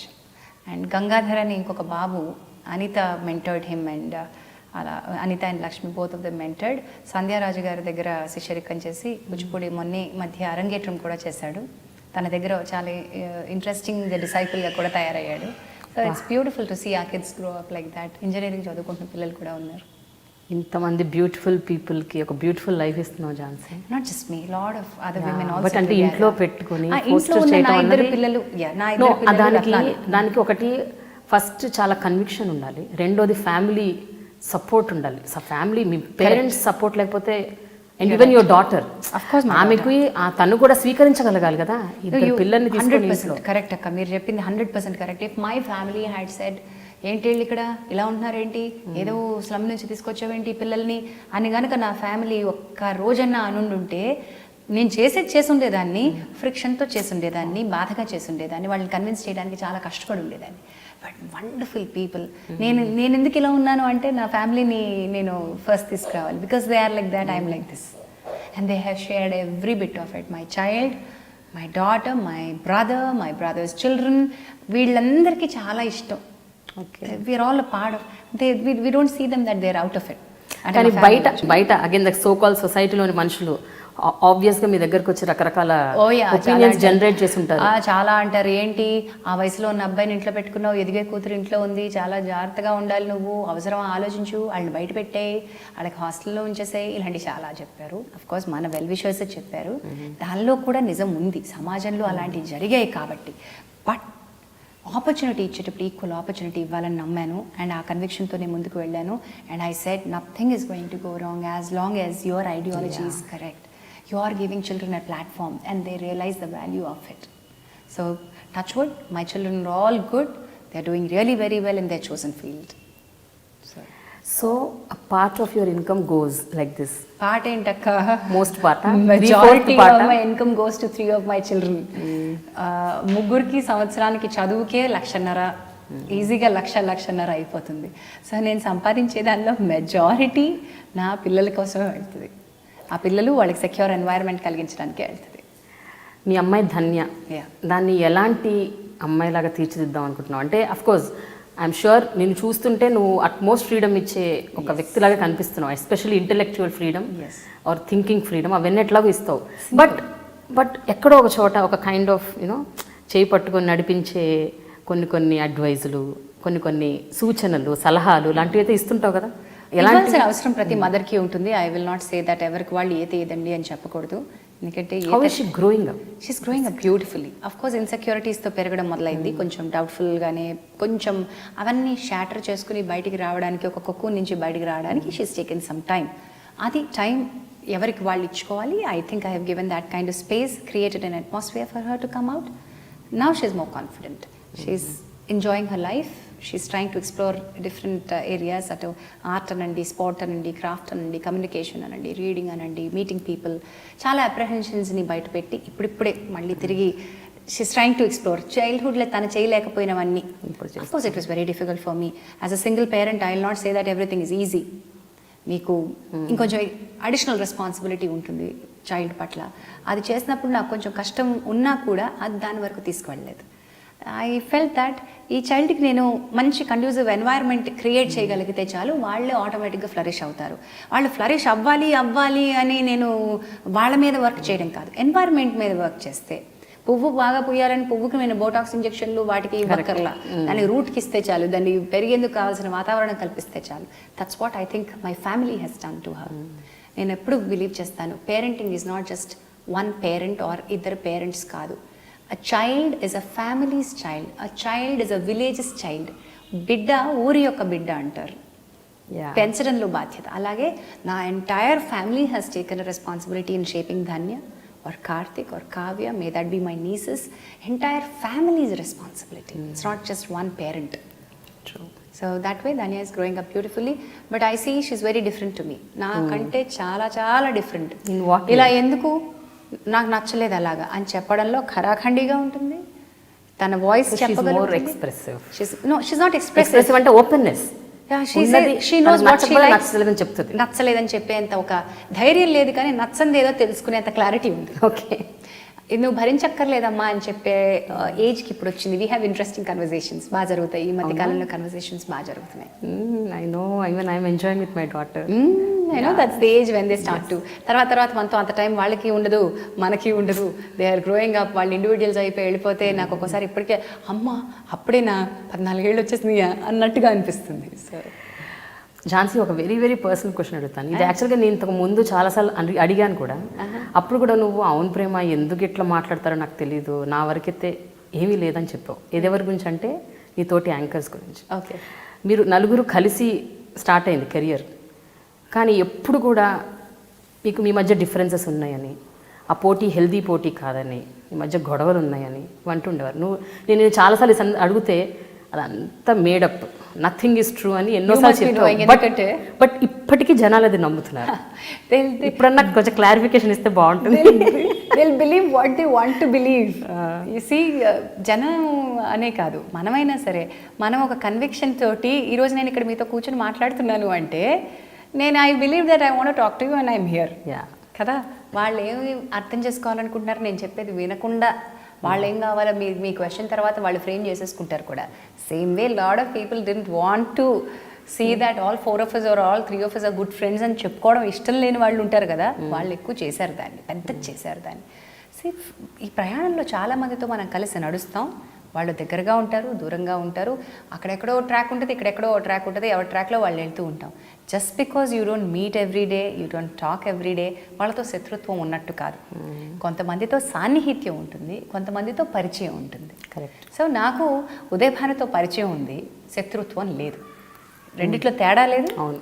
Just because I'm not friends with her అంటే రోజు ఎరా కాఫీ తాగావా, ఎక్కడికైనా సినిమాకి వెళ్దామా, ఆ రోజు చాలా మంచి బట్టలు వేసుకున్నావో, ఇలాంటివి చెప్పుకోనందువల్ల అది శత్రుత్వం ఎందుకు అవుతుంది? అది అనుకోవాల్సిన అవసరం లేదు. సేమ్ వే నన్ను సుమని బెస్ట్ ఫ్రెండ్స్గా డీల్ చేస్తారు. మా ఇద్దరికి మధ్య డిఫరెన్సెస్ ఏమన్నా ఉన్నాయా లేదా అనేది కూడా వాళ్ళకి అనవసరం కదా. అంతే, ఒక మార్క్ వేసేసి అంటే ఒక ఇద్దరు ఫ్రెండ్స్ కొట్టుకుంటారుగా, బాగా మాకు జలసీలు ఉంటాయేమోగా, మా ఇద్దరికి మధ్య కూడా ఏమన్నా మమ్మల్ని ఎవరు క్వశ్చన్ చేయలేదే. Just because we came out and we gave 2 or 3 interviews together, that doesn't mean that Udayabhanu is a శత్రు. అంతే, నేను చెప్పేది అంతకుమించి ఇంకేం లేదు. అంతేనా? So there is a child in every man అంటుంటారు. మ్యాన్ అంటే ఇప్పుడు women person in every person. So మీలో కూడా ఒక చైల్డ్ ఉంటుంది. అంటే జనరల్గా ఇవన్నీ ఒక సీరియస్ యాంకరింగ్ ప్రోగ్రామ్స్ ఇవన్నీ పక్కన పెట్టాయి, ఒక ఝాన్సీని ఒక నార్మల్గా నేను చూడాల్సి వస్తే ఇంట్లో ఝాన్సీ ఎలా ఉంటుంది, ఒక క్యాజువల్ ఝాన్సీ ఎలా ఉంటుంది? నేను more of an introspective person అయిపోయాను. ఒకప్పుడు బాగా అల్లరిగా ఉండేదాన్ని. ఆస్క్ మై ఫ్రెండ్స్ కలీగ్స్ వాళ్ళతోటి బాగా పిచ్చిగా అల్లరిగా ఉండేదాన్ని. ఆ ఉధృతి పరవళ్ళు దొక్కిన తర్వాత నదిగా మారి ఆ తర్వాత సాగర గంభీరంగా ప్రవహించినట్టు ఐ థింక్ ఒక్కొక్క దశలో ఒక్కొక్క రకంగా మారుతూ ఉంటాం. I'm more of an introspective person right now. Creative, absolutely I love doing little things. చిన్నవి చాలా సంతోషాన్ని ఇస్తాయి. ఓకే, ఒక టీవీ చూడడం సంతోషాన్ని కొంతమందికి ఇచ్చినట్టు నాకు పుస్తకం చదవడం పిచ్చి. ఆ పుస్తకాలు చదవడం, ఏదో ఒకటి క్రియేట్ చేయాలి. ఎలాంటి పుస్తకాలు అంటే? ఫిక్షన్ ఏదన్నా సరే చదువుతాను. ఓకే, తెలుగు సాహిత్యం బాగా చదువుతూ ఉంటాను. తెలుగు సాహిత్యం ఈ మధ్య తగ్గింది. అంతకుముందు కొత్త పిచ్చగాడు పొద్దరగడలాగా అప్పుడప్పుడే తెలుగు సాహిత్యంతో పరిచయం కాబట్టి బాగా ఎక్కువ చదివాను. ఈ మధ్య కొంచెం తగ్గించాను. ఇప్పుడంతా కొంచెం ఇంగ్లీష్ వైపే ఉంది ఎక్కువ. అంటే ఏమో అది అలా ఎందుకు జరిగిందో తెలియదు. మళ్ళీ వస్తానేమో తిరిగి. It's always fluid. So that's it, and I'm very creative. I keep doing a lot of stuff. I do my art, craft, painting. ఏదో ఒకటి చేస్తూనే ఉంటాను అక్క. ఎప్పుడు ఎవరికైనా నువ్వు ప్రజెంట్ చేయదలుచుకుంటే నువ్వు అది ఇంట్లో అవ్వచ్చు, బయట అవ్వచ్చు, ఇంకెక్కడన్నా అవ్వచ్చు, how do you present yourself? ఎప్పుడు you are in makeup or you want to deck and dress? అస్సలు లేదక్క, అస్సలు లేదు. Makeup for me is only profession. అంతే. Makeup for me, I can live with in my skin, I can live with what I am. లోపల నేనున్నదాన్ని నేను బయట ఎలా ఉన్నానో అలా ఉండగలను. నన్ను వితౌట్ మేకప్ పెద్ద విషయం కాదు చూడడం. చాలా సందర్భాల్లో వితౌట్ మేకప్ నేను తిరుగుతూనే ఉంటాను. నా కూరగాయలు నేనే తెచ్చుకుంటాను, నా గ్రాసరీస్ నేనే చేసుకుంటాను, నా బ్యాంకులకు నేనే తిరుగుతాను, నా బిల్లులు నేను కట్టుకుంటాను. Are you not mobbed? I have never mobbed. If somebody comes to me and says, ఏమండి మీరు బాగా చేశారండి, మీరు బాగా చేస్తారండి, I enjoy it, I thank them. ఏం నచ్చిందో కంటిన్యూ చేస్తాను కన్వర్జేషన్. ఇంకొంతమంది ఉంటారు కావాలని అటెన్షన్ గ్రాప్ చేయడానికి, వాళ్ళు ఎక్కువ పర్సంటేజ్ ఉంటారు. మన్ని అదిరా ఇదిరా అంటారు, అక్కడ అస్సలు ఊరుకోను. వెంటనే నాలిక వెంటనే అది కట్ చేయాలి. గౌరవం is what I demand. If somebody comes talks to me well, చక్కగా చేస్తారండి, మీ లేకపోతే మీరు అందులో చేశారు, ఇది ఎందుకు చేయట్లేదండి, ఇప్పుడు ఏమైందండి, అంతకుముందు మీరు చేసింది అది బాగుంటుందండి, ఇలాంటివి ఏమైనా ఇస్తే ఫీడ్బ్యాక్, అటు పాజిటివ్ అయినా నెగిటివ్ అయినా I take feedback very well. That's it. It's just my profession. If somebody comes and tells you that you do your good job, చాలా సంతోషంగా అనిపిస్తుంది. ఇంకొంతమంది ఓపెనింగ్లోనే ఇది మీరు చాలాసార్లు వినుంటారు, బోర్ కొట్టదా అండి కానీ మీరు బాగా చేస్తారండి అని. అండి ఆ ఓపెనింగ్ సెంటెన్స్ మీరు వదిలేయండి, అది అంటే నేను అనాలి. ఎన్నిసార్లు అన్నా వన్న దగ్గర మాట మీరు బాగా చేశారు అనేది. ఒకవేళ మీరు బాగా చేయట్లేదు అంటే నేను మళ్ళీ బాధపడాలి. సో మీరు బాగా చేశారని చెప్తున్నారు, then I feel very happy about it. Okay, I don't get mobbed. జనాలు ఊళ్ళల్లోకి వెళ్తే, పల్లెటూళ్ళల్లోకి వెళ్తే ఏదైనా అయితే అది మాబ్ మెంటాలిటీ అయిపోతే మాబ్డ్ అవుతాం తప్ప, అదర్వైజ్ జనాలు they don't. So how religious are you? Quite religious. అవునా? సాయిబాబాని బాగా నమ్ముతా ఉంటా? సాయిబాబాని బాగా నమ్ముతాను. ఒక యూనివర్సల్ స్పిరిట్ని నమ్ముతాను. సాయిబాబా నాకు గురువు. నేను ఒక ఫోర్స్, దాన్ని మీరు ఎలా అయినా సరే పేరుతో అన్నా పిలుచుకోండి, అది మేనిఫెస్ట్ అయిన రుజువులు మనం. ఒక యూనివర్సల్ స్పిరిట్ ఉంది అని నమ్ముతాను. నేను అంతే, nothing more superior than that spirit అని నమ్ముతాను. దానికి ఏమన్నా పేరు పెట్టుకోవచ్చు, మతాలు వేరవ్వచ్చు, మనమే హిందూ మతంలోనే పెట్టుకున్న దేవుళ్ళ రూపాలు వేరవ్వచ్చు, మనకు ఒక గురువు కావాలి. కాబట్టి నేను I believe Saibaba is my గురువు. అయితే నీ జీవితంలో రెగ్యులర్ ఫేసెస్లో వచ్చిన ఈ మార్పులు, ట్రాన్స్ఫర్మేషన్స్ ఏవైతే ఉన్నాయో అవి నువ్వు చేసిన ప్రోగ్రామ్స్, దాని తాలూకు ఇంపాక్ట్స్ ఏమైనా ఉన్నాయా? ఎస్, బ్రెయిన్ ఆఫ్ ఆంధ్రాతో స్టార్ట్ అయింది. యాక్చువల్లీ టాక్ ఆఫ్ ద టౌన్తోనే స్టార్ట్ అయిందని చెప్దాం. టాక్ ఆఫ్ ద టౌన్ ఒక కామెడీ ప్రోగ్రామ్లా మొదలైన, సినిమా బేస్డ్ ప్రోగ్రామ్గా మొదలైన, అందులో ఒక సోషల్ రెస్పాన్సిబిలిటీని భుజానికి తెలియకుండా ఎత్తుకున్నాను. Because that's my personality. Okay, that's me. ఒక సమాజంలో జరుగుతున్న ఎక్కడో ఒకదాన్ని ఆర్టీసీ వాళ్ళు లేదా ప్రైవేట్ బస్ ట్రావెల్స్ దోపిడీ చేస్తారు. ఎలాగా పండగ వచ్చిందంటే దాని మీద ఒకటి సెటైర్ వేయాలి. అది కామెడీ కాదు, అది సామాజిక అంశం. చికెన్ గున్యా, డెంగ్యూ వచ్చింది, అది ఒక అంశం. మనకి కూరగాయల రేట్లు విపరీతంగా పెరిగిపోతున్నాయి, ఆటో వాళ్ళ దోపిడీ ఎక్కువైపోతుంది.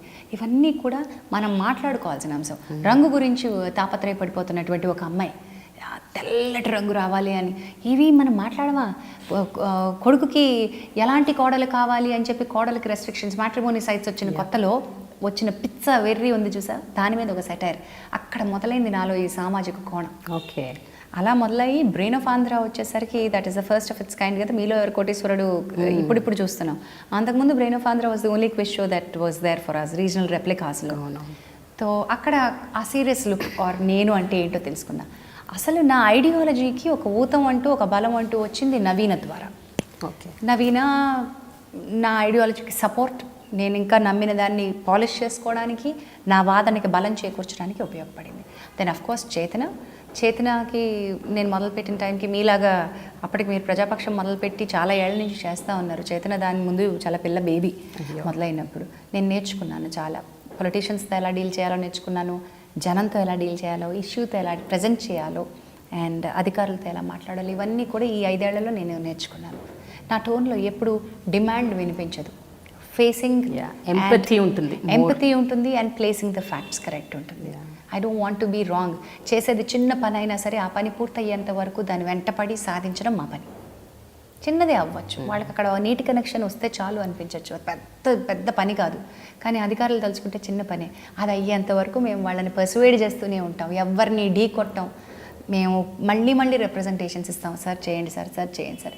ఇంతవరకు నాకు తెలిసి ఒక్కసారి ఎల్లో జర్నలిజం ఉపయోగించలేదు, మేము బ్లాక్మెయిల్ జర్నలిజం ఉపయోగించలేదు, మేము కెమెరా పెట్టి ఇంతవరకు భయపెట్టిన సందర్భం చేతన టీం ఒక్కళ్ళు కూడా చేయలేదు.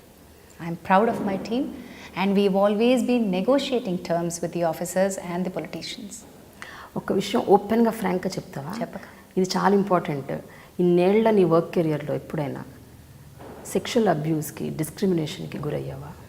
Discrimination, yes, a lot of times. చాలా సందర్భాల్లో తెలియకుండా డిస్క్రిమినేట్ చేస్తారు. Your weight, your height, your body colour, your presentation, నీకు ఇచ్చే డబ్బుల్లో డిస్క్రిమినేషన్ ఉంటుంది. నేను గొప్ప అని చూపించుకోవాల్సినటువంటి చాలా సందర్భాల్లో డిస్క్రిమినేషన్కి నేను చాలా పారామీటర్స్ వాళ్ళు పెట్టుకుంటారు, డిస్క్రిమినేట్ చేస్తారు. సెక్షువల్ అబ్యూస్ వరకు నేను రాలేదు. ఒకే ఒక్కసారి very beginning of my career I was touched at a wrong place by a costumer. Just because he was a costumer, he was trying to take an advantage when I was 17-18-year-old. But I was not a baby. I gave it back. Okay, I hit him really hard and I pulled him out to the entire crew and said, this is what happened to me. Silence లేదు నా దగ్గర ఎప్పటి నుంచో silence లేదు. ఇమ్మీడియట్గా వాడు వెళ్ళేంత వరకు, నా ఎన్వైర్న్మెంట్ సేఫ్గా ఉన్నంత వరకు నేను నోరు మూసుకోలేదు.